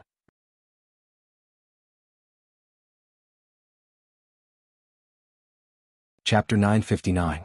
Originally, when he saw the surrounding flames spreading towards him, Cain had already lost all hope. It was purely the glory of a warrior that supported him. Apart from him, no other hero of the three sects could contend with Archimonde's strength as a giant. As long as they changed from a positional battle to a pursuit battle, the damage output of any mage would be reduced by at least 40%. Yet in the entire team there were the most mages. Cain could not retreat and he could not retreat under the heavy pressure. Then a miracle happened. Colorless wind blades brushed past his feet, and for a moment, Cain thought that his hooves were going to be cut off. With his perception of the power of nature, he immediately discovered that those wind blades came from Duque. Cain did not understand what was going on. He only knew that Duque's wind blades had scooped up all the grass and turf in one breath, rolled them into a ball in midair and exploded them. Then the surrounding flames were all gone, leaving only the black soil that emitted the smell of burning. It wasn't just Ak. The other mages were all stunned. No one could have imagined that such a method could be used to deal with those annoying flames of destruction. Kale, that was the first to understand. He pushed out with one hand before the fire burned him, using magic to lift the entire turf. Then, the moment before the flames of destruction burned him, he used magic to push the flames and the scorched turf away. The long river of flames was changed just like that. I understand. Jaina and Ronan shouted in surprise at the same time. No one who could reach the radiant moon pharaoh was a fool. Flames were never something that could exist out of thin air. Any flame had to have a combustible object as a support. Either it could be ignited vegetation or it could be a flammable gas in midair. Even though it was very difficult to use frost elements to fight against this demigod-level flame, as long as he pushed the flame away, he could change the course of the entire river of flames and keep himself and his teammates away from danger. Duque had invented this move. To Cain he was just a pretty good teammate. He was still far from being a god-level teammate. Duque's next strike magnified Duque's image in his heart. If Duque had used a sneak attack to cut off one of Archimonde's fingers, no one could see it clearly. Now at least Cain could see it clearly. It was an extremely thin and long sword. To the Tauren it was like a long needle. It was clearly so thin that it was not suitable to be used as a weapon. He could not miss out on the golden holy light that blossomed from it. In fact, Arkharens had already reacted when he sensed the holy light that had injured him. He cried out in alarm. Just as he was about to raise his hoof, space seemed to be strangely distorted. On the tip of the right leaf-shaped hoof of the demon's hoof, a thin golden line that was almost identical to the one before suddenly appeared. Unlike how a butcher dissected an ox, Duque used the most violent method to cut off the incomparably thick and tough hoof, using the maximum output of the holy sword to chop off the horny layer on the hoof. If Arkharens' body had not been weakened by the Night Elves' Emerald Dream's ultimate move, Duque's strike would have been in vain. But there were not so many ifs in the world. As soon as the thin golden line appeared, it extended to both sides at high speed. The next moment, accompanied by intense pain, Arkharens saw his toe break in the middle. The black finger that was as large as the roof of a house flew out with a crack. It spun continuously in the air before crashing onto the black soil 10 meters away. Time seemed to have stopped at that moment. The demon commander's face was full of horror. He screamed, no. If he had lost his finger, it could be said that he had been careless and fell for Duque's trick. However, the forceful counterattack this time made him fully realize that he, who had been weakened twice by the magic circle of planet Azeroth and the magic circle of Mount Hyjal, was much weaker than he had imagined. Bastard! Bastard! Bastard! Arkharens roared and launched a wild attack. Just now, if he had continued to stomp with all his strength, he might have been able to find Cain for revenge. It was a pity that his toe had been cut off. This affected him too much. If he had been injured in the arm or body, it would at most affect his attack power. But the foot was the most troublesome limb. After losing a toe, Ak felt that his balance was obviously out of whack. This was a very dangerous sign. He had leg armor. The golden demon armor, forged by the Burning Legion's dark craftsman with the highest craftsmanship, protected his calf very well. And in his impression, there had never been anything that could hurt his incomparably thick and hard hooves. Now it was different. If he could not support his body and fell, then the melee professionals who had been besieging his calf would be able to attack his vitals more directly. Then there was a real possibility that he would die here. Arkharans brought out his real skills. 10 fingers, oh, it was now 9 fingers in a row. The air blast, that had a gap just now, suddenly became a continuous barrage. Although the air blast, with a wide range, had become the air cannon, with a narrower attack area, its power had more than doubled. Boom. There was a loud noise and grass and sand flew all over the sky. Many experts, including Duque, saw Brock's right arm suddenly twist in an extremely awkward position that shouldn't have appeared. If not for the flesh still attached, everyone would have thought that his entire arm had fallen off his shoulder. It wasn't just his arm. After he was accidentally hit by the air cannon, his whole body spun and crashed into a huge stone monument not far away. "Brock!" Thrall exclaimed. Unexpectedly, a fire phoenix that was not much bigger than Tyron's white tiger flashed past, its claws seemingly made of flames, saving Brock unscathed. He was saved, but Brock had clearly lost the ability to fight. Dislocations and sprains were the most troublesome. If it was just a simple injury, recovery spells could quickly heal the wound. If the limb was twisted or had a comminuted fracture, the broken bone near the wound had to be cleared first so that the bones could be placed in the right position before the spell could be cast. Otherwise, the bones would become crooked and the arm would be crippled. His eyes fierce, Duque dragged Brock away from the battlefield with Hand of Magic and shouted, "It's better to break one than to injure 10 fingers." Mograine and Tyrion immediately understood what he meant. In the next moment, with Thrall's help, Mograine shot toward Arkharan's lower back like a cannonball.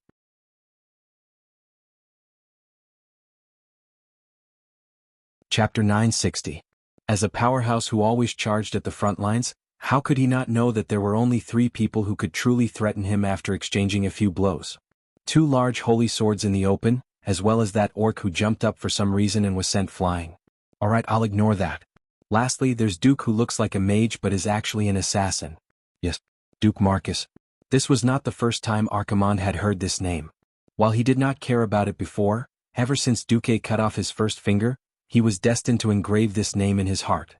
He had already decided to imprison Duque's soul under his burning throne and let him suffer endless torture for tens of thousands of years. Unfortunately, before that, he had to face the threat behind him. Ha! Archimonde's huge body twisted violently, and his left fist smashed towards Mograine behind him. In midair, Mograine should not have been able to borrow any strength, but at that moment, a mass of arcane energy appeared out of thin air. With a light push from beneath Mograine's battle boots, the incredibly heavy Mograine was able to complete a double jump that not even professionals could do. Even Newton's coffin couldn't hold him down anymore. Cough cough. It was this jump that caused Mograine's threat level to skyrocket. Originally he could only aim for Archimonde's waist, but now he was going for his neck. Without thinking, he changed his attack. His left fist that was originally sweeping horizontally turned into an uppercut. At that moment, 3 arrows arrived. Tyrande, who had been hiding her true strength, finally revealed her true abilities. Once Fortify Aura was activated, the power of the Windrunner sisters' arrows increased exponentially. Their arrows, which were originally like mosquito bites to Archimonde, were instantly raised to the level of All's. Lilith's Wind Arrow was the first to arrive, activating Archimonde's tough skin resistance against natural attacks. Who knew that in the next instant, it would be Lightning Arrow, followed by Flame Arrow? 3 arrows in a row, almost hitting the same spot in unison. The last arrow broke through his defense and pierced deep into the joint of his left hand. Ah! Every creature's joints were extremely sensitive. Normally, a swollen joint would cause it to be unable to bend or anything, let alone a needle-like arrow. Ak froze on the spot. Die. Mograine roared, and the wide Ashbringer swung down at high speed. Surging holy light rippled in the air, forming a loud sound similar to a sonic boom. "You're the one who will die." Archaron's finally revealed his trump card. It was a skill that did not exist in any version of history. His eyes suddenly turned bright red, and then shot out a crimson ray similar to the kinetic death ray. Duque was tongue-tied. For a moment he almost suspected that Ultraman had gone to the wrong set. Mograine was hit right in the bullseye. Just when everyone thought that Mograine was dead for sure, they saw a dull golden light pierce through the crimson pillar of light and fall lightly. Save them. Grom, who had the best jumping ability, caught Mograine in one leap. This time not only did he fail but he also wasted a lot of Mograine's stamina and energy. This was not a good thing. Although it seemed that as long as one was devout enough, holy light could be cast endlessly. In fact, holy light was a type of spiritual power, which was closely related to a person's willpower and stamina. It is impossible for a weary, exhausted person to have much willpower. Fortunately, the real killer move was never Mograine. Not only did Duque activate Flash, but Turalian also arrived. The two holy swords of the same lineage shone at the same time and cut the heel of Archaron's right hoof. From the beginning to the end, Duque and the others' goal was to pick off the tendons. The two divine swords from the Pantheon were attacking together for the same goal. The light they emitted was even more blinding than the brightest sunlight. Ignoring the fact that the power that wrapped around Archaron's began to dissipate in fear, even the other members of the heroes group couldn't help but turn around, not daring to look at the blinding light. This blow almost cut off the sole of the demon commander's foot. If it wasn't for a strange and terrifying intuition that enveloped Duque and Turalian, forcing them to stop, this matter would probably have succeeded. Even so, Zeram succeeded in cutting off the tendons at the heel and continued the cut to the ankle. In severe pain, Archaron's fell to the ground. At this time he finally realized that his huge body was not an advantage, but his most fatal weakness. He had to do something. Just as Grom was about to jump up and give Ak another hard blow, something that Duque had never expected happened. F***CK, Archaron's actually had a second transformation. The first time he was hit by the ultimate move of the Emerald Dream, Archaron's was forced to shrink. This time he took the initiative to shrink. Although he was not that small, after using a ring-shaped wave of darkness to force away the melee heroes that surrounded him, he was still a giant standing in front of the heroes. However, his height was halved and he was only 7 meters tall. Let's do it again. I'll make this guy shorter than me. Old Bull laughed and charged forward. Then he courted death. Everyone imagined that Archaron's would definitely change. However, no one expected it to turn out like this. Old Bull went up. Old Bull rolled back. He had used all his strength and even the power of Mother Earth, but in the end, the Old Bull was slapped in the face. He did not die. Taurens were famous for their strong vitality, and most of them believed in Brother Spring. However, as Old Bull vomited blood, his face was filled with confusion. The most obvious thing about the shrunken Archaron's was that he had changed his appearance. He originally looked like a gladiator, but now he had a cape and a skeleton scepter that emitted an evil and ominous aura. The scepter was actually more than a meter long, but in the hands of the 7-meter-tall Archaron's, it looked like a short hammer. He was even shorter, so in theory it should be easier to deal with. The warrior heroes, who were originally like dwarfs and could not reach Archaron's vitals even if they jumped up, had grave expressions on their faces. Duque suddenly understood why. Even though Ak was very tall just now, he only gave them the feeling of a tall building. Tall buildings could collapse but mountains could not. Right now, Archaron's was like a miniature mountain.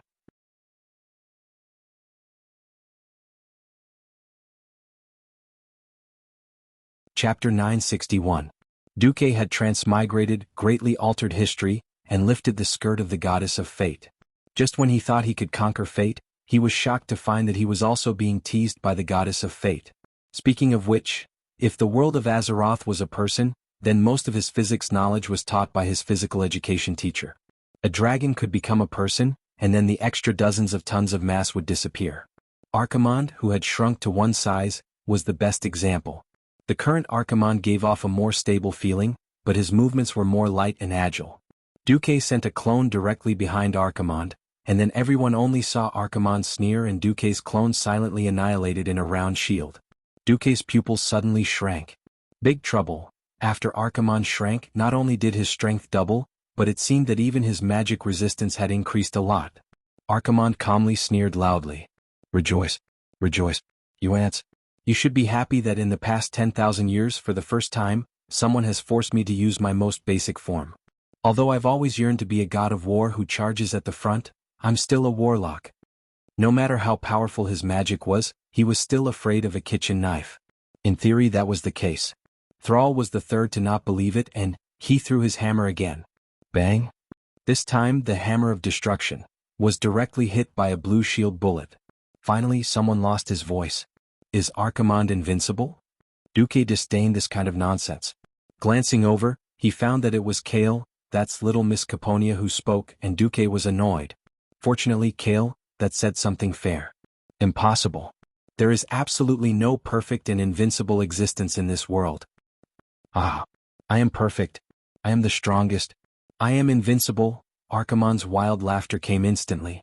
Duque was annoyed when he heard this. F***ck, F***ck, F***ck. What happened to being a big guy and being happily beaten to death by a group? Why did you change the script without permission?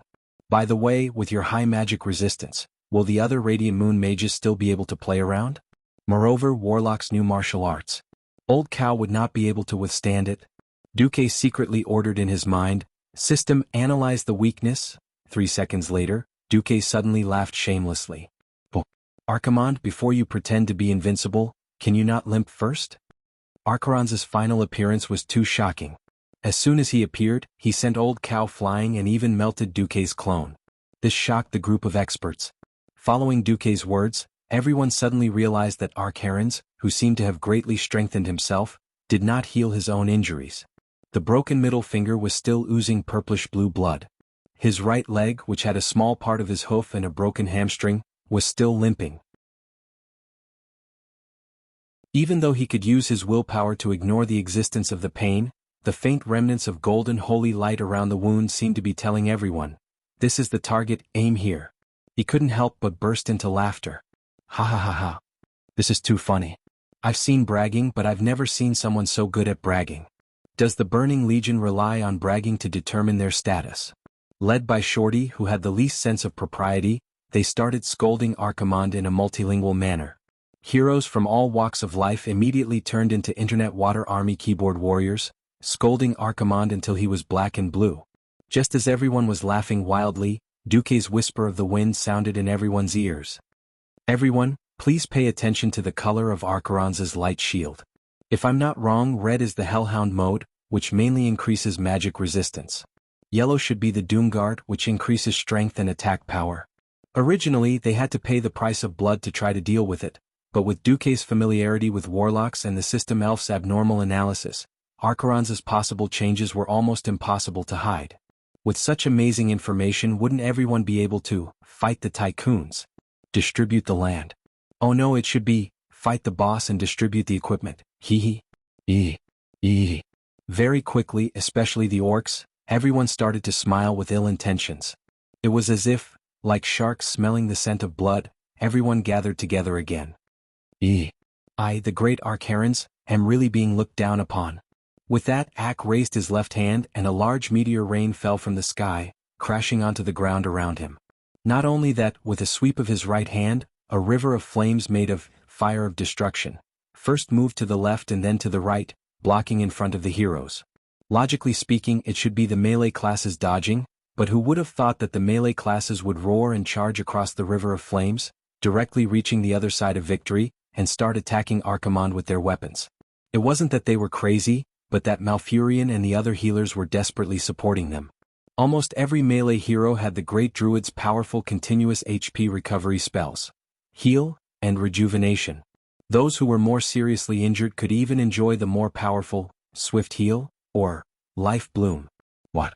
Archimonde couldn't hide the shock on his face. In the next moment he directly activated Fear. The fear magic that had destroyed countless planets and plunged countless races into despair and nightmares became ineffective after the warriors uniformly activated Furious Fury, which could resist the fear effect. No, it wasn't just the warriors. Benedict also gave Tyrion a Protection Fear Barrier. In the past, the scene of everyone being hit by fear and running around like blind flies was gone. At the very least, the three warriors, Cain, Lord Howl and Thrall, along with Tyrion, were chasing Archimonde and slashing at him. If it was any other time, everyone would have thought that they had taken the wrong medicine.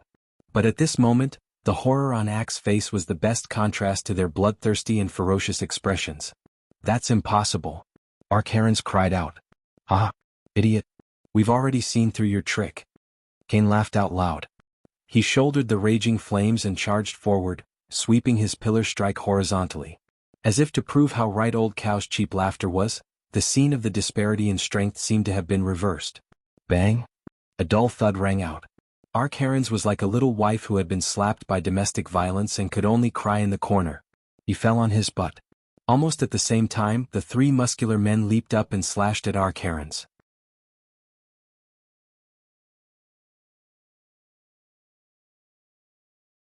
Chapter 962.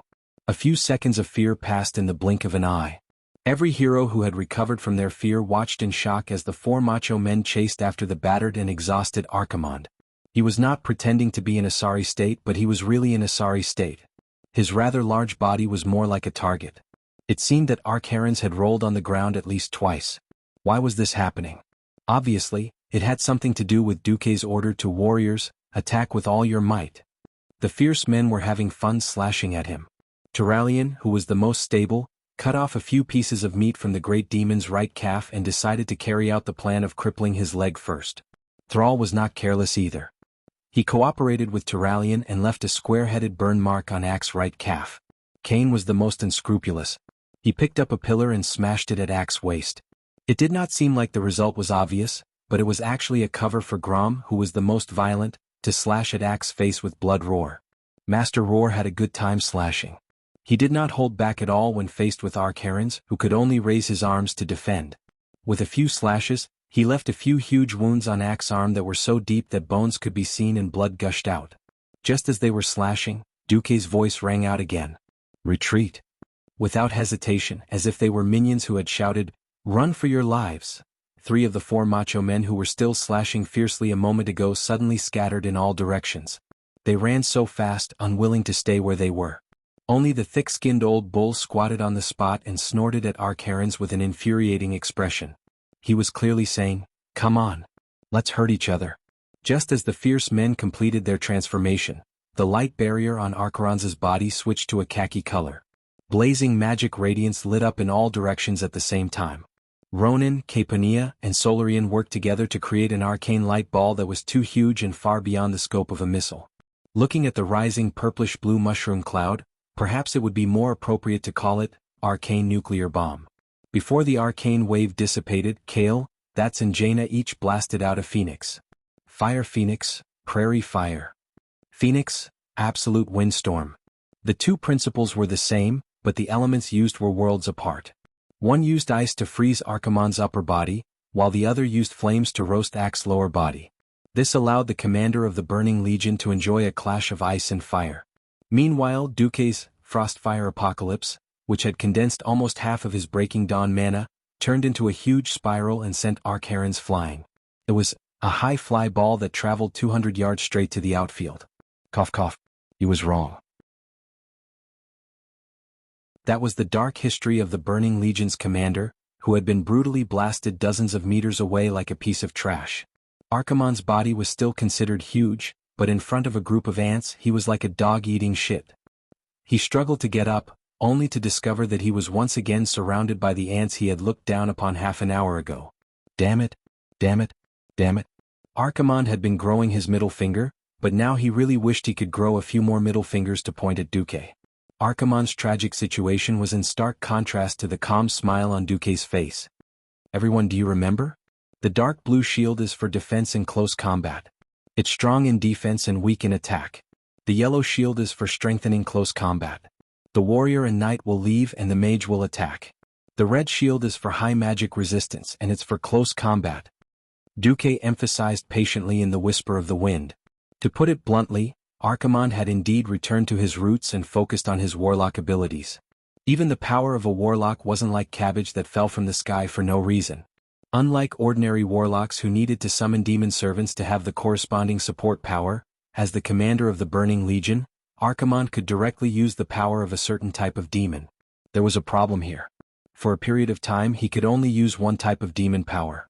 After all, the Demon Guard that focused on close combat and the Hellhound that focused on magic were completely different types of power. It was impossible to master them. It was precisely because Duque had used the system to analyze Archimonde's power attribute and even accurately calculated how long each power could be maintained. That was why he had attacked so crazily just now. Before transmigrating, changing the attack mode to change the damage output was definitely a rotten trick. At this point in time, this was definitely the first time something new had appeared. Unfortunately, in front of an experienced driver like Duque, an old leader, it was simply, no, worth it. One. Raise. It was shocking for AK, but it was a blessing for the hero team. Without Duque's command, they would either be wiped out after a few random attacks, or they would have to pay a heavy price to find out the pattern. It definitely wouldn't have been so easy. After so many rounds of intense battle, only Brock was seriously injured and had his arm broken. It was truly a miracle. Duque stepped out from the crowd and took out a feather fan from his interspatial bag. He waved it like a pig. Archimonde, this day next year will be the anniversary of your death. It was extremely pretentious and F***ed up, but everyone felt relieved when they heard it.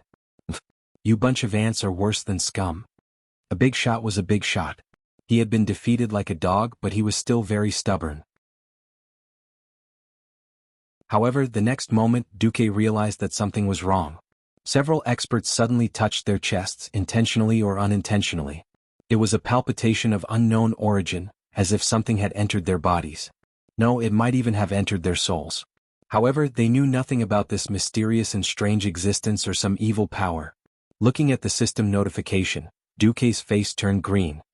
He couldn't help but exclaim, "Curse of misfortune?" Smart, but knowing it doesn't mean you can deal with it. An evil smile appeared on Archimonde's face. Then it was his turn to attack. As the boss of the Burning Legion, there seemed to be no restriction of only being able to use one curse on a target. Curse of Pain, that caused damage. Curse of Weakness, that reduced the target's damage. Curse of Elemental, that reduced the target's resistance to shadow and frost. He gave all the curses that could be used to Old Cow. These weren't the main point. The main point was the Curse of Misfortune, that killed people. The Curse of Misfortune was a curse that had a delayed effect. It was fine if the damage was extremely high. The most terrifying thing was that once someone died under the Curse of Misfortune, an apocalypse guard would immediately be born from the dead person's corpse. There were all-powerful experts in the hero domain. Who knew who would die under the real curse and what level of demon would be born? It might not even be rare for a demon lord to be born. Duque's face turned green.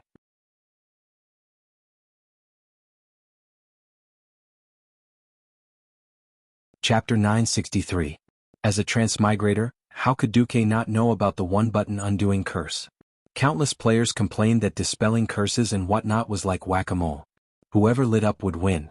As someone who had the system elf, of course, Duque wouldn't use such a cheap and stingy thing like one click to remove curses. He would always give it to the system elf, and it would automatically remove curses. Most of the time, many people who were cursed would instantly feel a chill and then feel nothing, because Duque had undone it in less than a tenth of a second.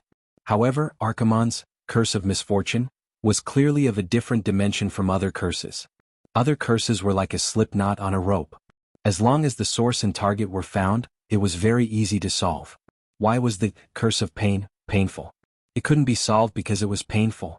It was because the Curse of Pain had secretly blocked someone's blood vessels and caused internal injuries. That was why the victim would constantly be hurt in an intense battle. Now that he understood it, he just needed to dispel the dark power. The principle was not much different from preventing a stroke. The Curse of Misfortune was like putting a big basin full of wet and messy cotton rope and then saying, "Come on, untie me." Its degree of difficulty and complexity was definitely higher than the other curses with a difficulty coefficient of 1. Open a few more cubes. The problem was, if it couldn't be undone, they would die. Even if they entered the realm of heroes, how could the physical strength of mortals compare to extraordinary beings like dragons who had super long HP bars? Everyone knew how troublesome it was. The moment the mages sensed this curse, almost all the pharaoh were dumbfounded. "No. I can't undo it." Caponia and Solarian were the first to give up. "Duque, I." The former elf prince's face was full of shame and shame. "I can't either." Jaina gritted her teeth and showed a resentful expression. At first, Duque thought that Ronan couldn't do it either. Unexpectedly, Ronan gave Duque a huge surprise. "I can guarantee that I can take care of myself and a specific target before the curse breaks out."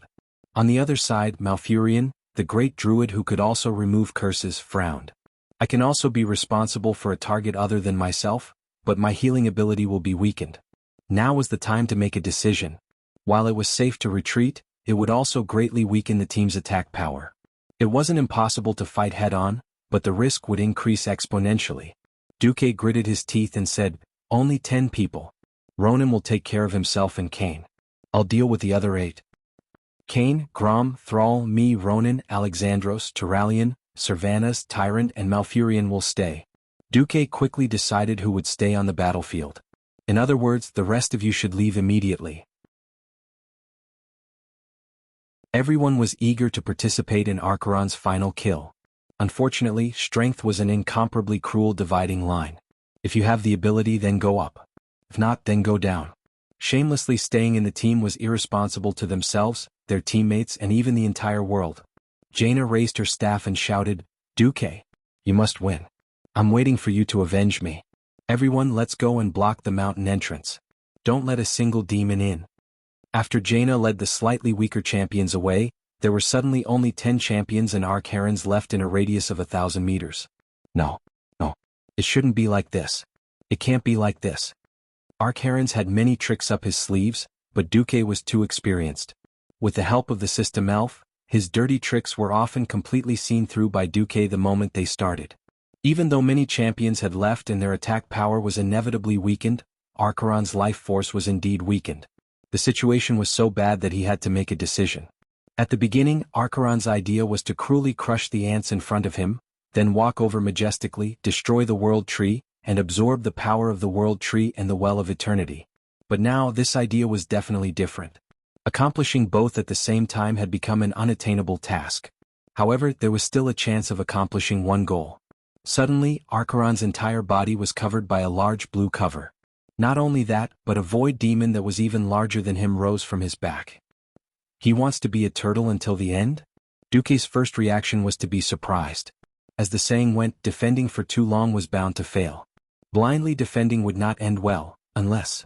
Seeing Archerons give up on dealing with the other champions, turning around Kane and charging towards the center of the mountain, almost every champion suddenly realized that something was wrong. Not good. He's going to force his way to the World Tree. Tyrant's face paled. "Stop him." Malfurion roared, his hands digging into the ground. Immediately, huge thorns as thick as a water bucket burrowed out of the black soil and wrapped around Archeron's legs. Not enough. Far from enough. Mere thorns could not stop Archerons, whose legs were covered in destructive fire. Using the flames of destruction and extraordinary brute force, Archerons was like a train that had lost speed, charging towards the World Tree without looking back. That's right. The World Tree.